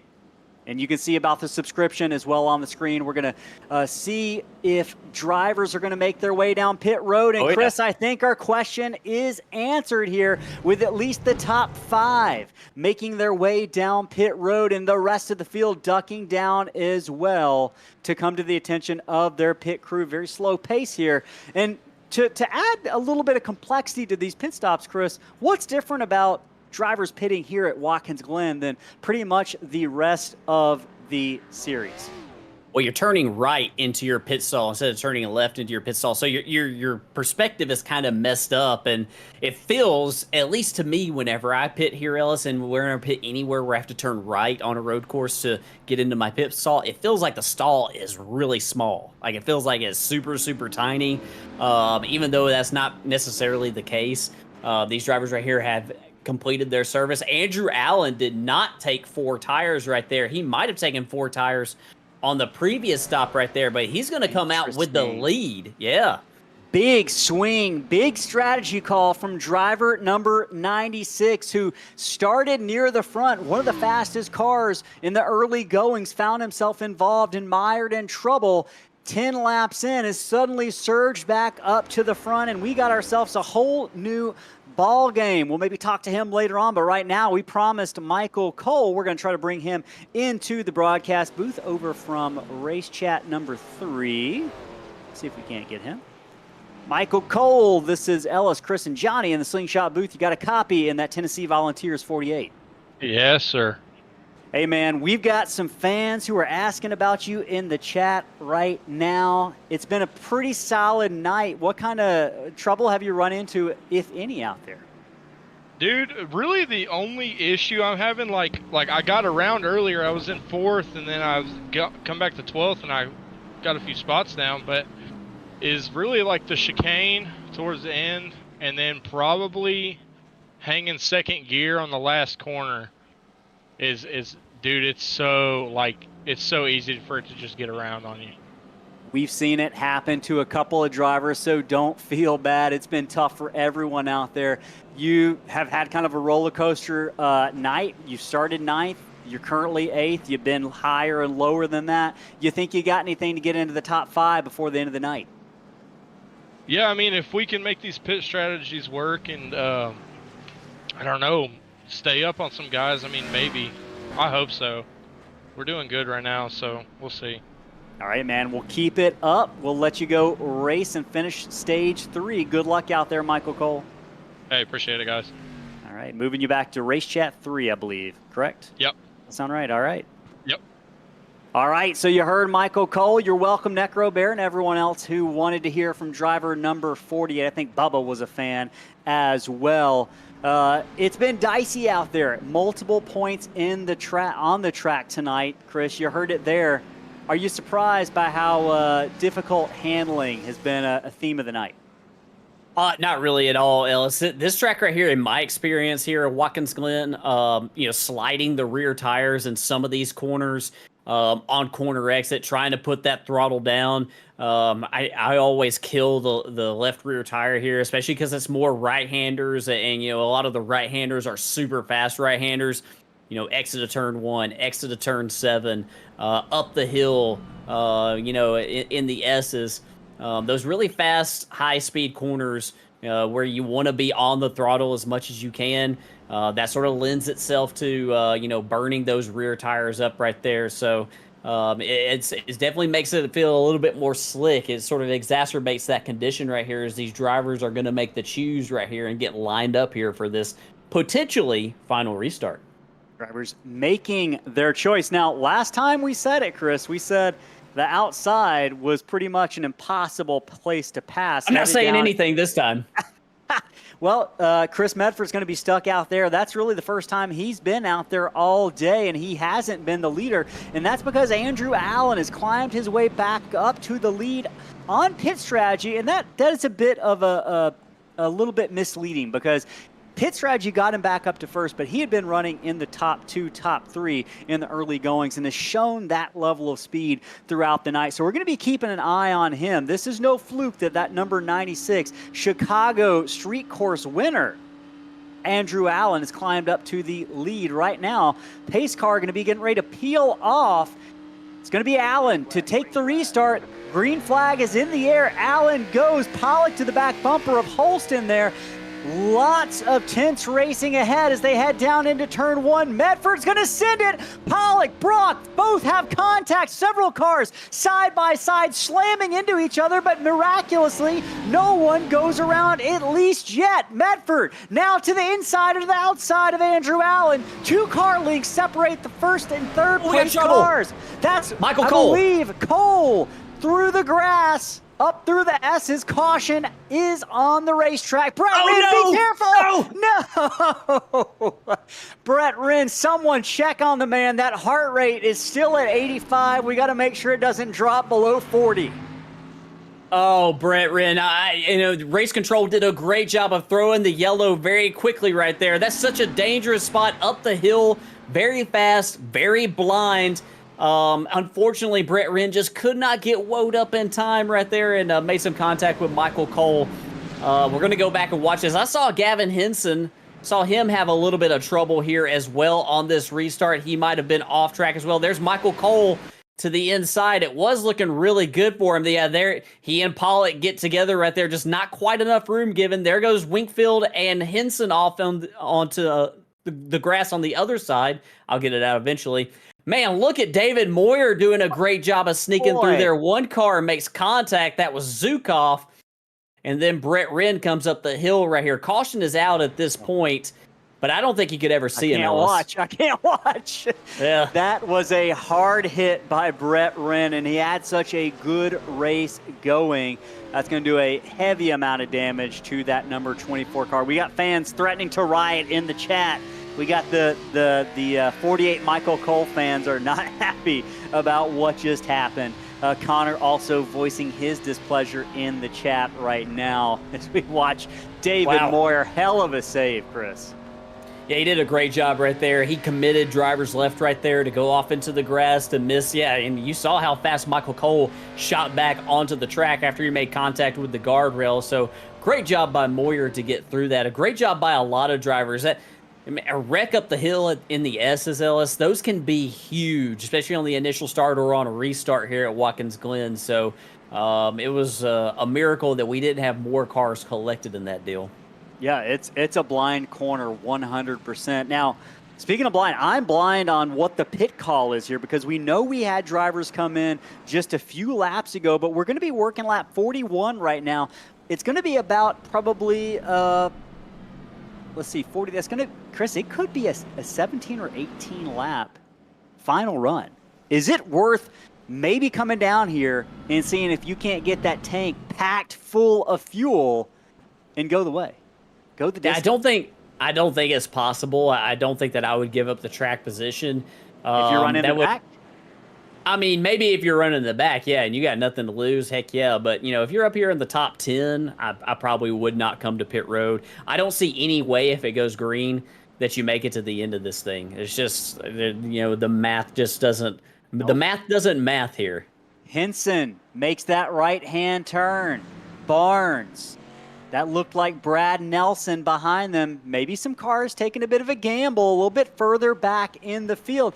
They don't have anything to lose. This could be interesting. It could set up a big storyline in the final stage of the AMSOIL 152 here from Watkins Glen International. If you're just tuning in, welcome to the Slingshot Racing Media broadcast from Mystic Racing League. I'm Ellis Thomas, joined by Chris Smith and producer Johnny Rapp in the booth right now. It's been a hell of a show. We appreciate you joining us. Right now, we're working lap number 42 of 62, approaching the final third, the payout window of this race here on this road course. It's been a tough night for several drivers, but what started out as a tough evening for Andrew Allen has turned out to be a pretty good situation as he's back up to the lead on pit strategy. Chris Medford, the fastest car who's led the most laps tonight, is scored in second. Holston, Brock, and Pollock, they've been there all night long as well, along with Winkfield. Chris, I really think this is a race that I don't think Chris Medford necessarily has won, even though we've seen him lead the majority of laps today. Yeah, I don't think so either. I think that Andrew Allen made a nice call because I didn't see the number, and after the pit stop, I could not tell. But I'm pretty sure that Allen came to pit road with a few laps to go in stage 2 with everybody else. But when most people were taking fuel only, he decided to take tires. And so, you go back out there and just baby it around for a couple laps. He's probably on pretty equal footing right now with Chris Medford in that 46 machine. Haven't really seen the two of them go head-to-head and compete with each other tonight because of the troubles that Allen had. Medford has had the speed, but we have been thinking that Andrew Allen also has a fair bit of speed. So I'm going to be very curious on this restart right here, trying to see them more in a head-to-head scenario right here, how they stack up against each other. This very well could be the battle for the win right here between these two cars. It could be the battle for the win. A little bit further back in the field, we're going to bring Joshua Gillen into the booth. He's got some interesting perspectives every single race. We're going to see what he's got to say right now, what it's looked like back in what has been a chaotic mid-pack. Joshua Gillen, this is Ellis, Chris, and Johnny in the Slingshot booth. You got a copy in that number 10 car, buddy? Got a copy? Yeah, I'm here. Hey, man. Well, not a bad night going by any stretch of the imagination. You've seen definitely a bit of trouble out there over the course of the evening, but right now, currently sitting in the 16th position, you're right there where all the chaos is happening, brother. What's it been like out there tonight for the fans watching at home? You got a little bit of damage on that right front. Yeah, man, other than the first wreck, man, I've not been able to keep up. I'm just sitting here hiding in the back, just trying to survive, honestly. I hate road courses. Has this been a bit more aggressive than some of the other road courses we've seen for the series this year? Honestly, yes. And I think it's because now we have cautions that they're going to throw more frequently. I mean, if you throw it in there for a Hail Mary, I mean, you got a chance to, get away with a caution. Whatever you just done gets wiped back away, and you get, an EOL sent to the rear of the field just to come back through it.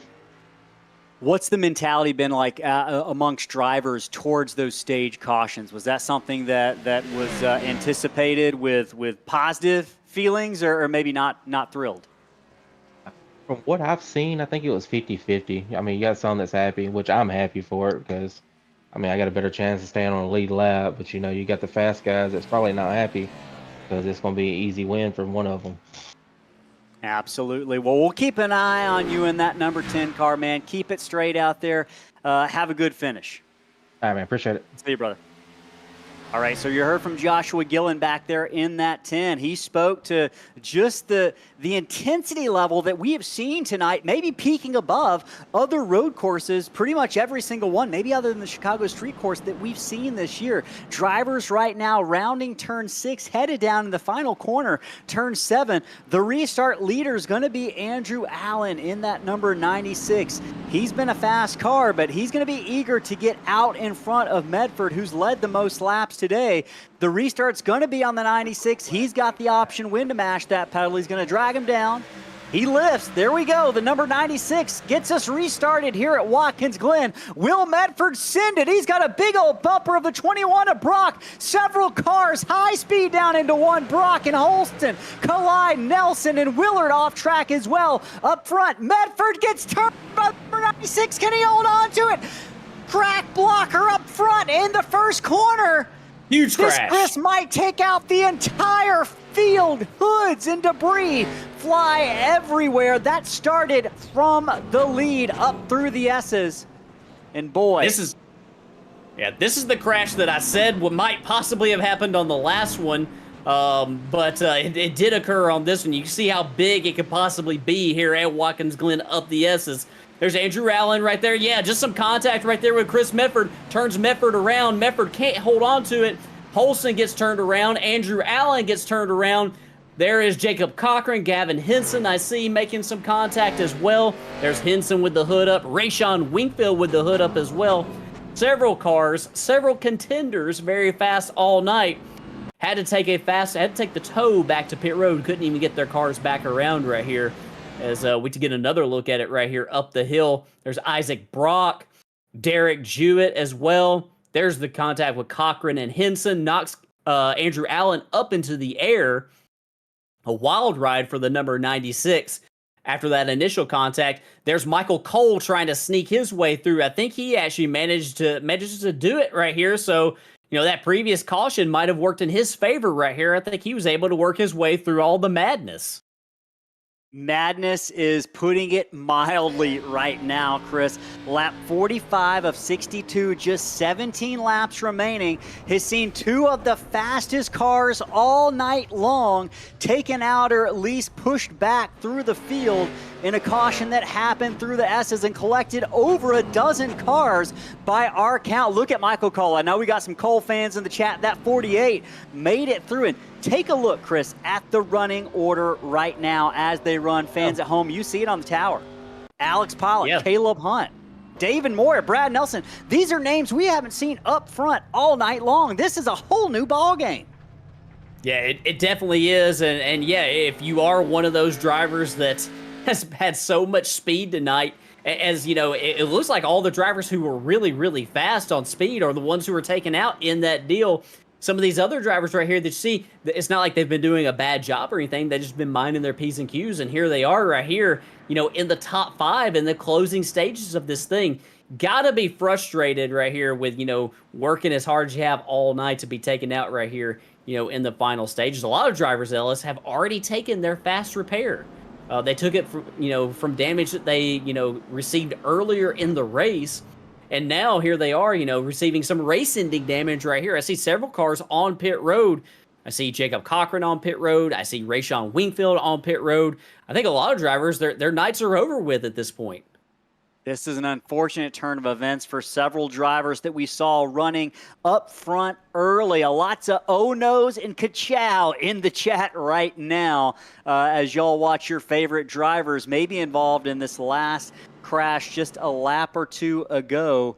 Looking up front right now, the leaders are going to come down pit road, Chris. I would imagine this is going to guarantee several leaders. At least Brad T. Nelson stayed out, but Alex Pollock leads much of the rest of the field down pit road.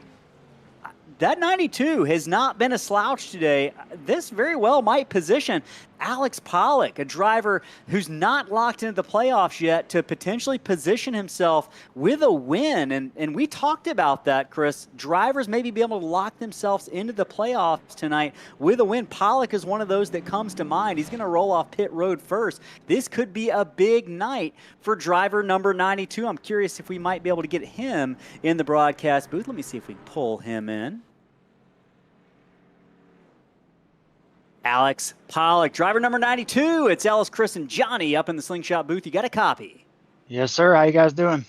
Oh, man, I don't know if we're doing as good as you right now because you made it through the chaos that has been the AMSOIL 152, at least through 46 laps. You got that Slush Puppies, damn you, Slush Puppies machine in that 92 up near the top 5. You were scored as the leader before bringing it down pit road.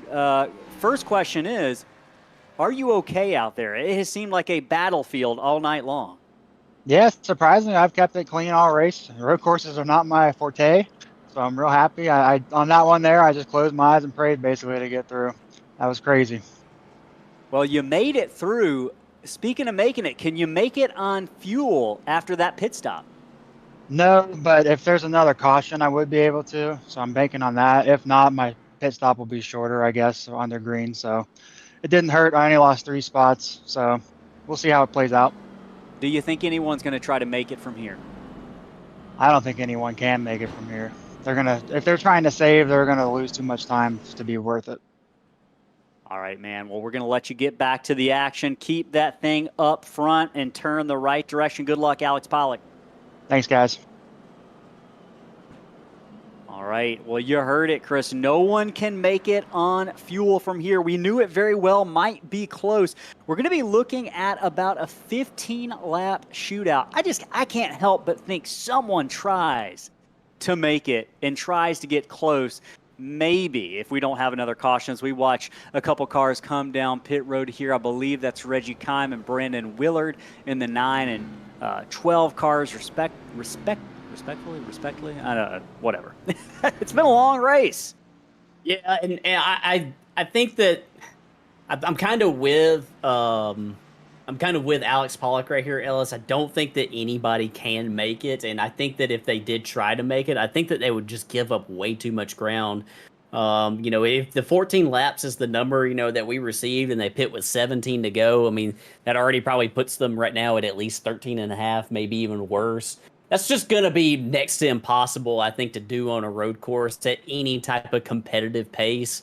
So I think that, drivers are definitely going to have to make another stop. I think Chris Medford staying out right here is a very interesting call.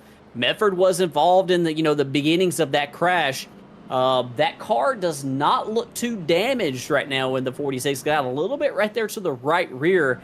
I'm not sure how much that's going to affect the speed of the 46, but all these other drivers decided to come to pit road. If everybody has to stop again, Ellis, and Medford is able to maintain the pace that he has had tonight and possibly get back to the lead here, I think it's going to be hard to beat him. We're going to be keeping an eye on that 46 and seeing just how much damage has impacted. You can see that right rear crinkled up pretty good. How much will that affect the handling of this 46 machine, who's been arguably the fastest car all night? He's led the most laps. He's going to have to get by Brad Nelson on this restart. They're going to take the choose right now, and no surprise, Nelson's going to line up on that right side with Medford going to be on the left side. Alex Pollock, you think we see Alex try to make a move to the inside and hold off maybe the 46 and get up to second place on this restart? We definitely could right here. Pollock is going to line up right here behind Brad T. Nelson. I don't think Brad has started up here near the front at one of these road courses as far as leading the field on them. So this is also a little bit of uncharted territory for him.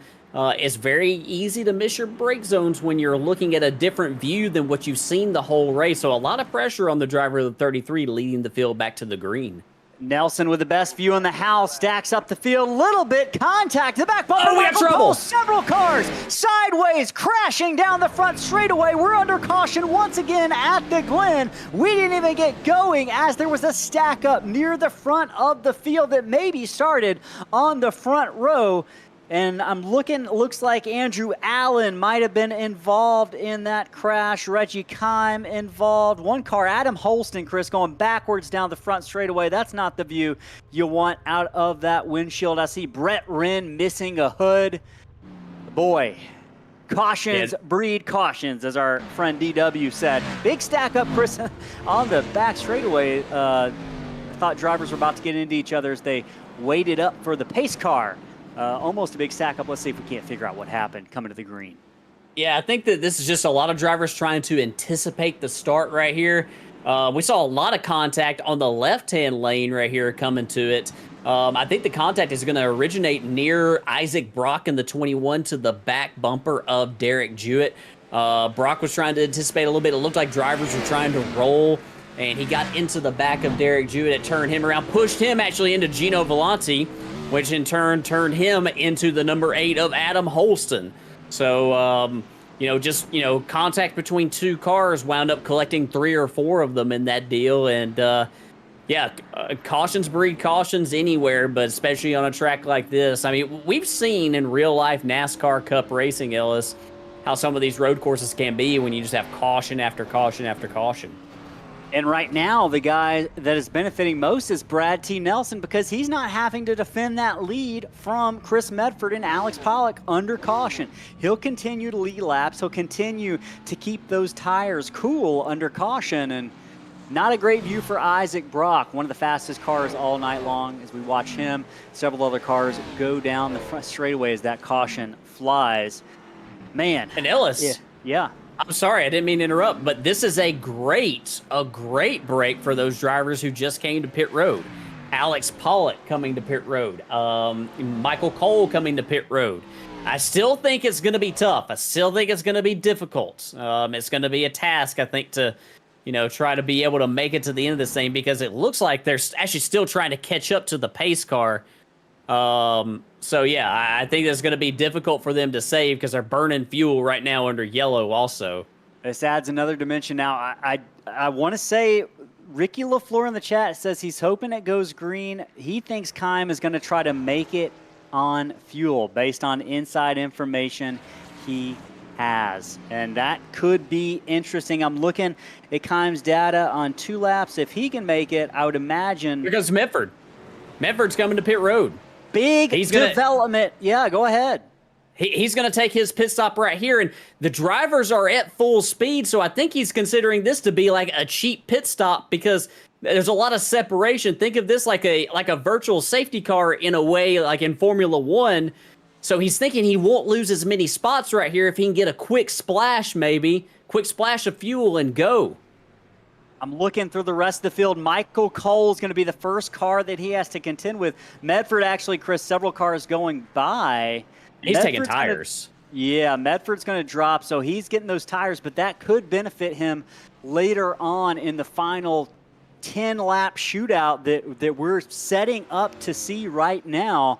Drivers finally looking like they're catching. Yeah, Brad Nelson has caught the pace car through the bus stop right now. Finally, with Alex Pollock about 10 car lengths behind, but boy, that caution with it coming out in the front straightaway, these drivers had to drive the entire way around the track to get to the pace car. So you're right. This is going to set up a wild finish, I think, in terms of whether drivers are able to make it on fuel or not. We think we have a few who are going to try. With all this being said, I think it's a good opportunity. Connor reminded us to hear from Whiplash SimCams, who Johnny up in the booth has been using these cameras. They're already good, but they got to have a good producer behind them. And Johnny has just been magical hands tonight. Magic hands, Johnny is what we're going to start calling you. But we'll hear from Whiplash SimCams, and we'll be back on the other end of this break. Do not go anywhere. You're not going to miss the final 10 laps of green flag racing.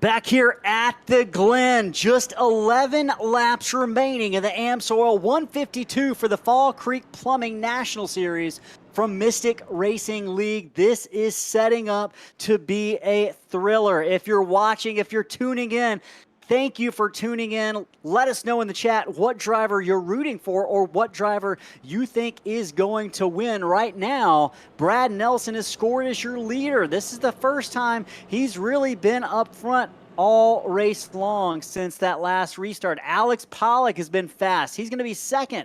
Michael Cole third. David Moyer fourth, with Caleb Hunt fifth. And if you've been following Chris Medford, the guy who's led the most laps tonight. You have to go all the way back to 8th place to find that number 46 of Medford, who just came in under this caution to get 4 fresh Goodyear tires. We're working multiple strategies, multiple storylines here in the final stage of this race. Will some drivers attempt to make it on fuel and not come down pit road again this race? We know Medford can make it, but do you have drivers like Pollock and Cole and Moyer who are going to stay out as well? Because that means Medford's got to pass them on the track, which is easier said than done, Chris. What are you telling your driver as they wind the corners to take this green flag? Just depends on who the driver is. If I'm Brad T. Nelson right here, it's going to be really hard to make it on fuel. If I'm Alex Pollock, I'm probably really close on fuel. If I'm Chris Medford and good on fuel, it's all attack right here in the final 12 laps of this thing. We're not going to have to wait any longer to find out. Brad Nelson's going to lead them down. Last time they stacked up and caused a big one. This time we look to be a little bit cleaner down the front straightaway.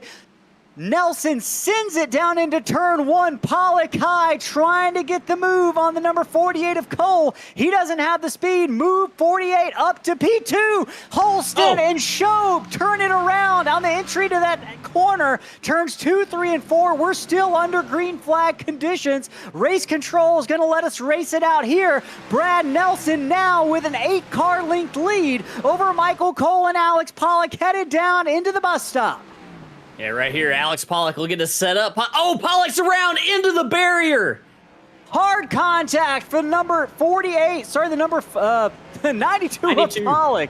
Yeah, big trouble there for driver number 92. Had a chance with a podium finish. Let's see if we can't figure out what happened. Yeah, I've actually got it keyed up right here, Johnny. The opening stage right here, we're going to go back right here. This is actually the contact right here. Adam Holson and Andrew Shobe. Looks like Shobe got into the left rear of Holson, and we got another crash. Jewett, Pollock, Willard, all involved in a massive collision. We're still going to be under the green flag. Can these drivers get it turned around? Jewett sideways on the track. He's going to try to wait for Holston, it looks like, to make it by before he makes that right-hand correction. And Chris, chaos leads to chaos. Here's what happened. Here's what happened right here. This is all kinds of stuff going on right here. Derek Jewett right in front of Andrew Allen. Looks like he was putting the throttle down right here. Gavin Henson's out there. And yeah, it's just a lot of drivers going for a very small space right there. And unfortunately, Derek Jewett is going to get the worst of it right there. Into the barrier. He's going to collect another car. That's Isaac Brock, who's actually Andrew Allen's teammate. Alex Pollock collected in another one right here in the same lap. And Johnny, I've got another replay right here of the issue with Alex Pollock if you want to take a look at it. This was the issue going into the bus stop right here for Alex Pollock.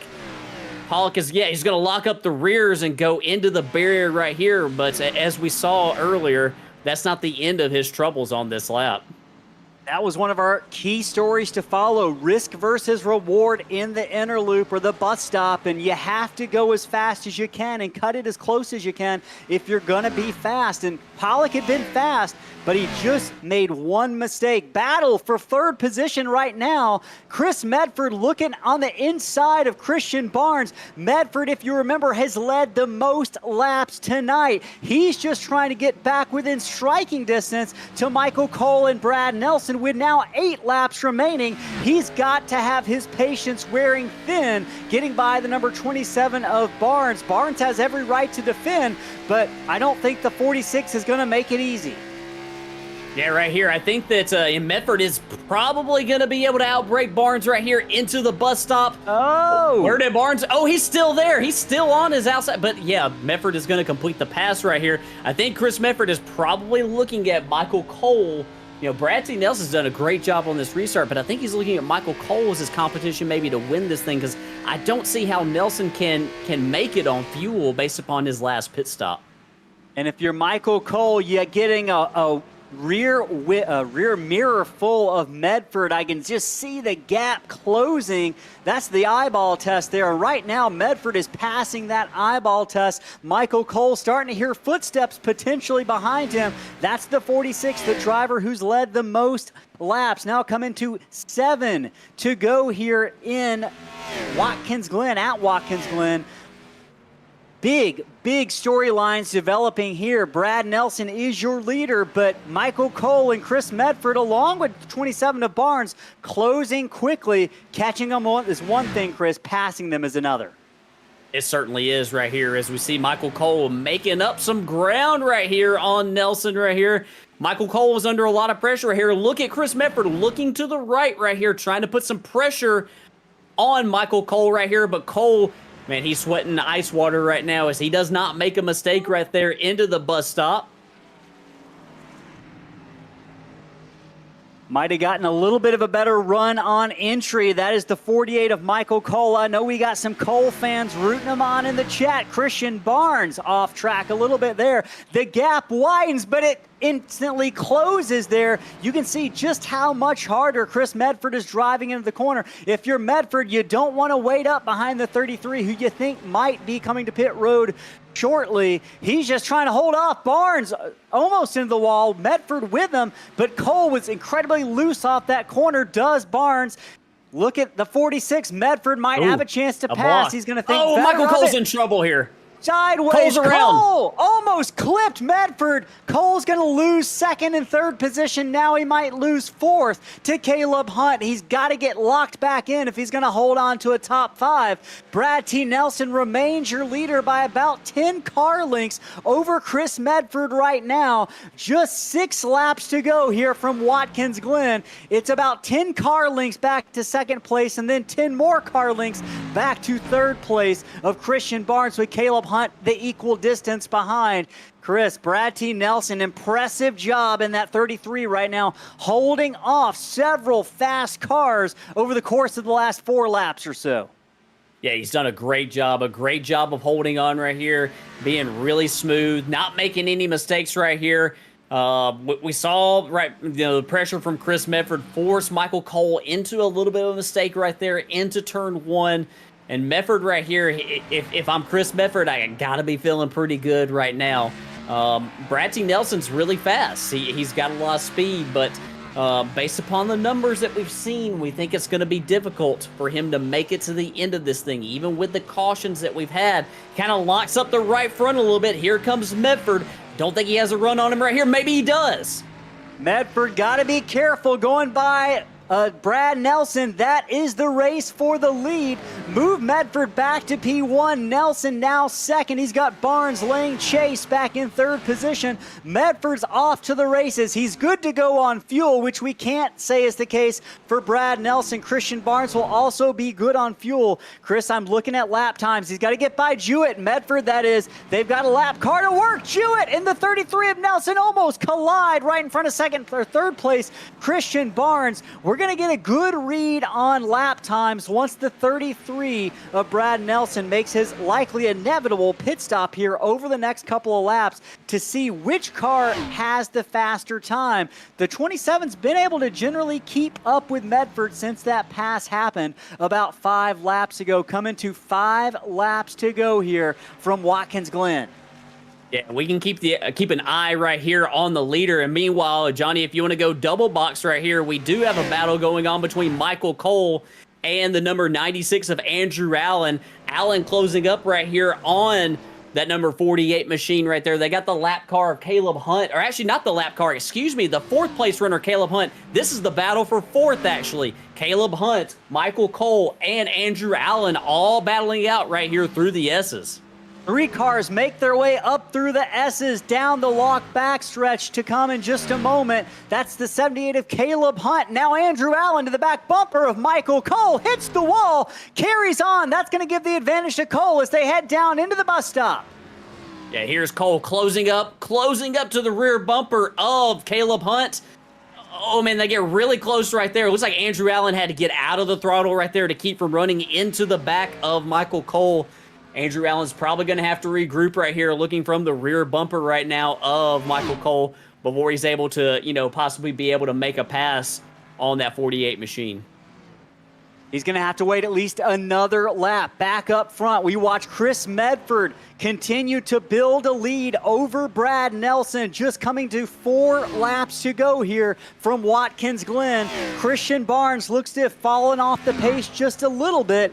This feels like it is building towards a Medford win if there are no mistakes or, Chris, no cautions, which we've seen happen multiple times tonight. Cautions have brought the field to a slow crawl and stacked the racers back up together. Could it happen again with just 4 laps to go? Medford's got to work lap traffic as well. Keep an eye on that dimension to this race. That hasn't been an easy task for leaders all night long as we watch Medford down in the bus stop for the 59th time tonight. He's been on it nearly every single one of those laps, winding his way through the carousel right now. The battle for 5th position continues to heat up between Michael Cole and Andrew Allen down through the carousel. That black and green car is Andrew Allen with Michael Cole in that orange and white Tennessee car right in front.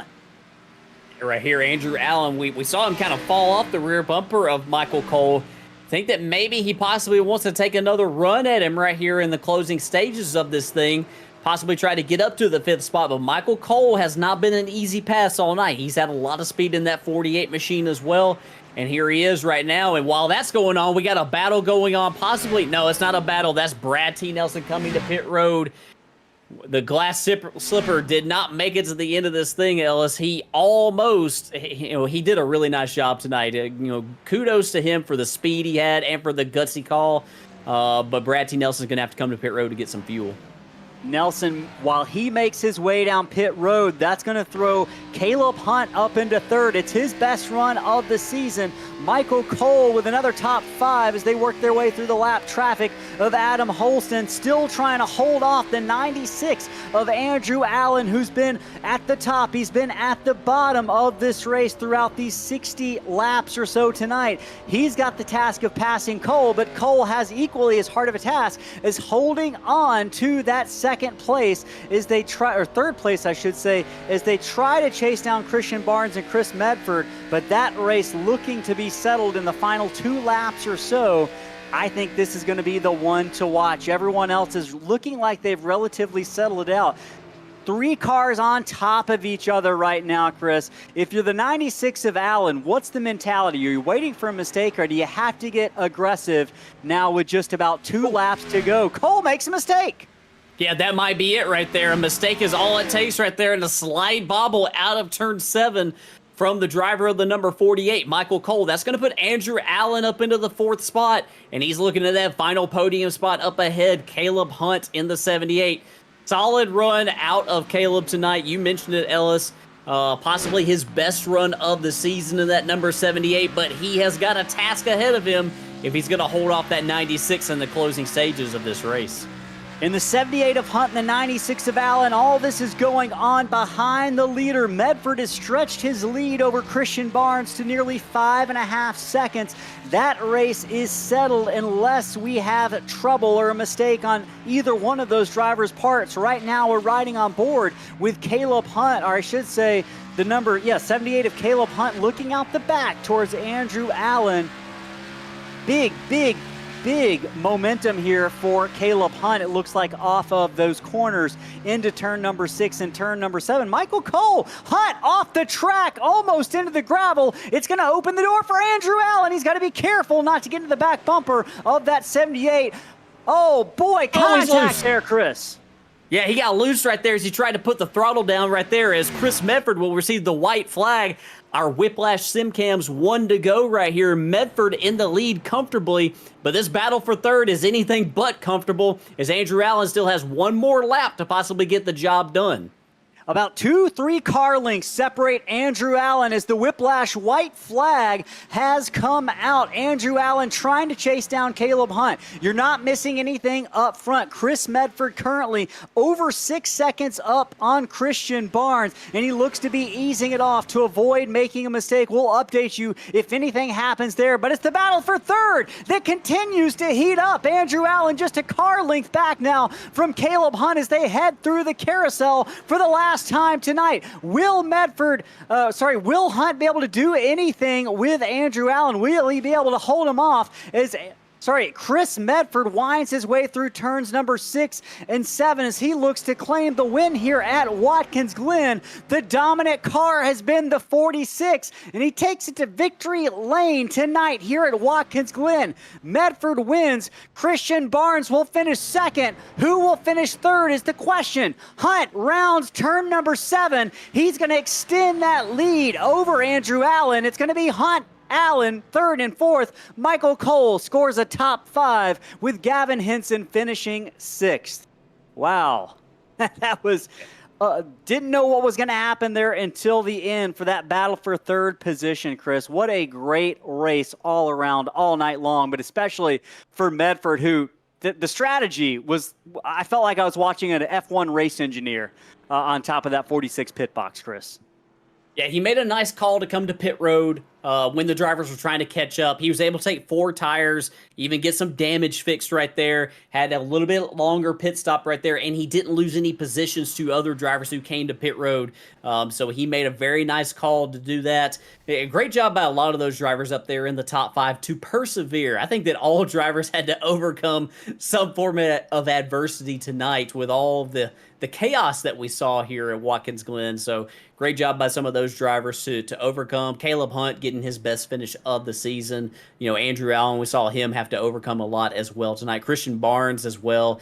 Great job by all these drivers tonight. Great job for the fans in the chat. They brought the heat tonight. The winner of the Chase Elliott diecast is Bubba. Bubba, we just put our email in the chat. Make sure you send us an email. Let us know where we can send that diecast to. We'll send it to you absolutely free. We appreciate everyone tuning in. Make sure you hit that subscribe and like button if you haven't. It doesn't cost you a single dime. You've also got the super chat option that you can do if you feel free, but right now everything is free, including that Chase Elliott diecast. We do those weekly. So if you didn't win this time, stick around. You might win one in the future. Let's talk to the top 3. They've had time to cool down for just a second. We're going to hear from Caleb Hunt first. Caleb Hunt, Zealous Chris, and Johnny up in the slingshot booth. You got a copy, driver 78. I do. Man, we talked to you earlier in the race. You said it was a tough one out there, but you made it look relatively easy. Third place finish tonight. What did it take to get the job done out there? Well, I missed qualify. Well, I didn't really get a qualify lap in, but because I'd rather start in the back. But I knew after that first stage, I had a fast car. I could run up there in the top 5. I didn't know if I could run into the top 3, but top 5 for sure. But I kept on getting hit. I had to avoid wrecks and keep the car in one piece. And I knew the last couple laps where we had to save fuel. I'm like, okay, I can do this. I can save fuel and contest for the lead, for the top 3 at least. And I guess things played out in my hands, and I had the right cards to play. Man, you did a great job in that number 78. You made it through some adversity. It was chaotic on track all night long. You worked your way all the way up from as low as 23rd place. You had the juice tonight, man. Congratulations. Matching, I believe this matches your best finish here this season in 3rd place. Before we let you go celebrate that, any shout outs you'd like to give for the folks watching at home? I'd like to thank everyone back at the Caleb Hunt Racing team for giving us some setups and stuff, and like on what to run. I'd like to thank y'all for putting on a great broadcast. Mystic for putting on the league, and yeah. Awesome, man. Well, we appreciate you. Congrats, and go celebrate that 3rd place finish, brother. Thank you. All right, Chris, that was Caleb Hunt. We're going to bring Christian Barnes. I'm going to let you take it away. Christian Barnes, our 2nd place finisher. This is Chris, Ellis, and Johnny in the slingshot booth. You got a copy? Yes, sir. Man, Christian, we saw you overcome all sorts of trouble earlier in the race. We saw you looping it in turn 1 early on. We saw you with a little bit of damage on the front end of that Ford Mustang early on as well. But you stuck after it, and you persevered tonight. Was it just as chaotic from the driver's seat as it looked from the broadcast booth tonight? Oh, 100%. After lap 1, I got involved in that wreck, had nowhere to go. And I was going to be able to bring it down to pit road, take the faster pair, but I actually lagged out, after the crash. So as I was pulling away, it just glitched out. I nailed the wall again, so I had to go a lap down early. And then it was just a fight from there, just trying to get the lucky dog. But every time I got in that position, someone else would go a lap down, and I just couldn't get it back. And then finally, late in the race, we kept having a bunch of different cautions, and I was able to, get the lucky dog. And even though I was a lap down, I was still able to keep driving forward. I was driving into the top 10, top 8 of the guys that were racing around. So I knew I had a good car. I just needed to get the lucky dog, and I spun it one time trying to get to that lucky dog position and just pushing too hard. But once I got it, I was able to go forward.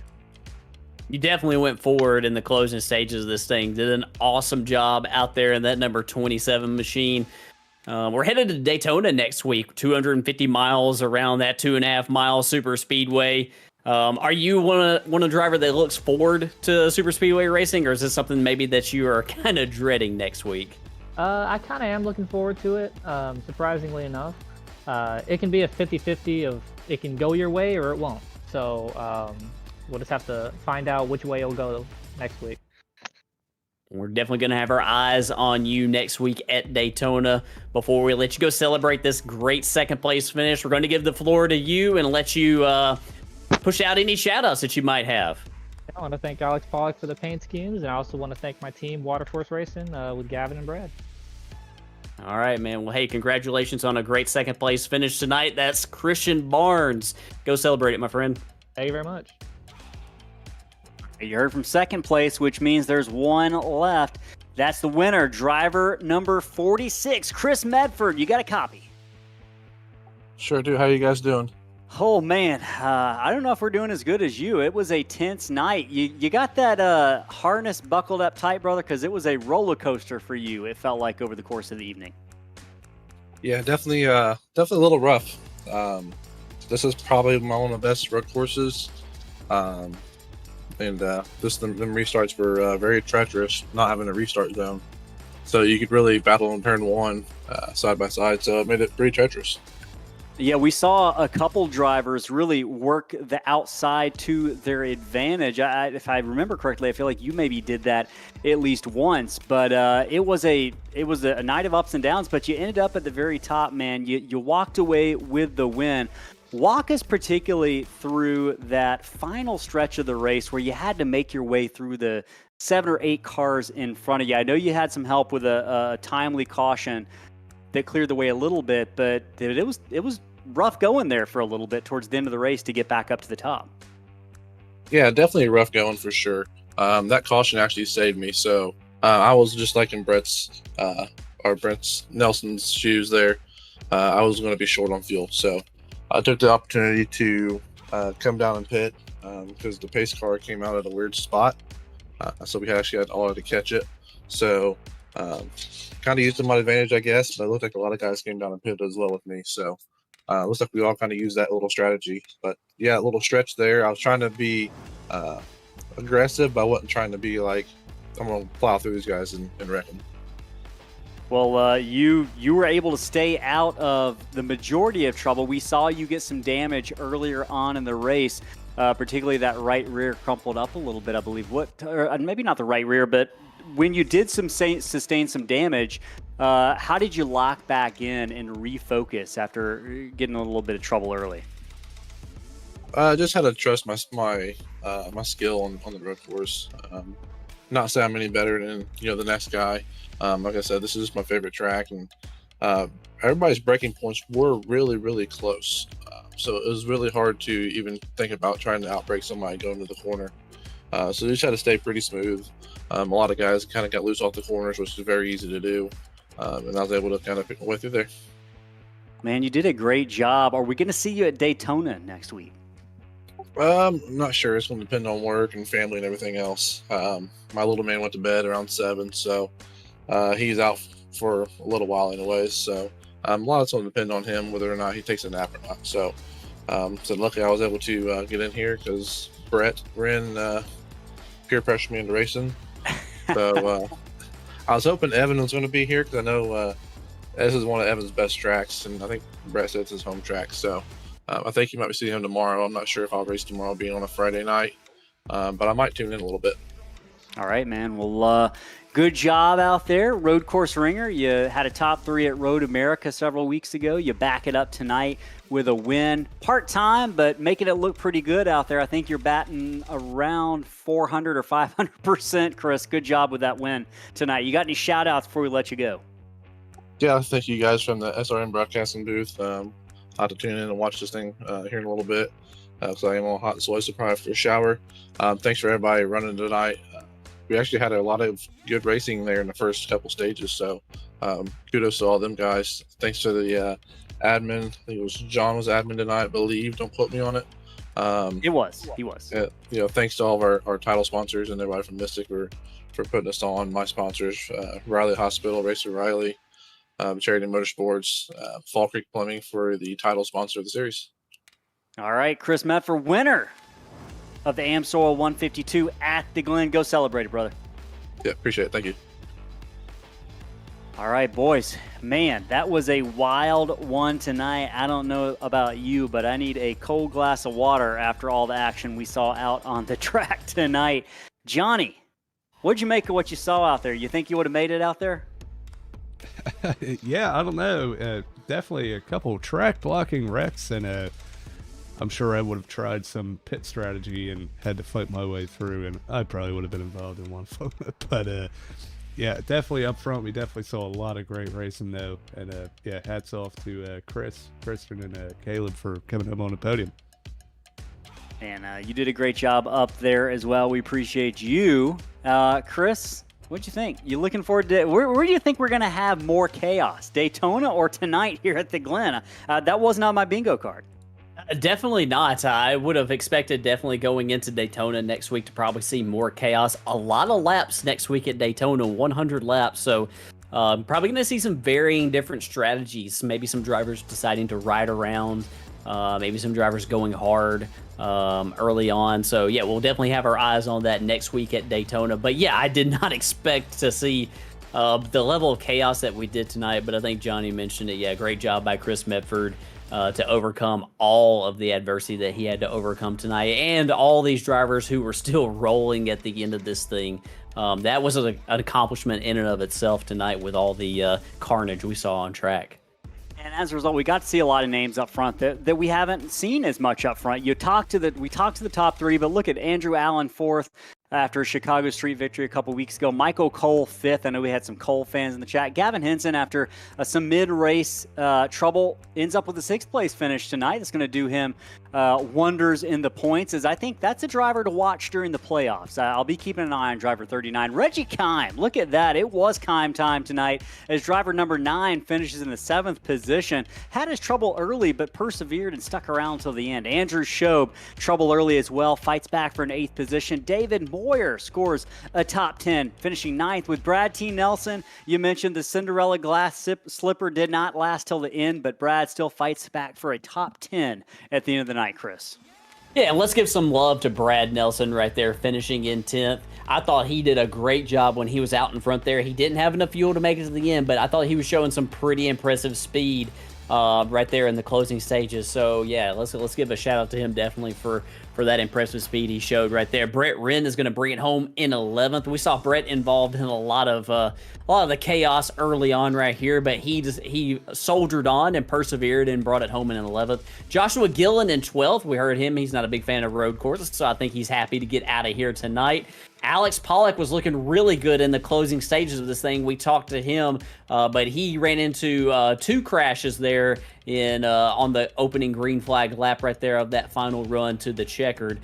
Derek Jewett is going to bring it home in 14th. Alan Zukoff in the 15th spot. Adam Holson's another driver right there, Ellis, who definitely ran better than his final position is going to show. He finishes in 16th. Zach White in 17th. I saw Brandon Willard up in the top 10 a few times right there near the end of this thing right here, but he's going to have to settle for 18th.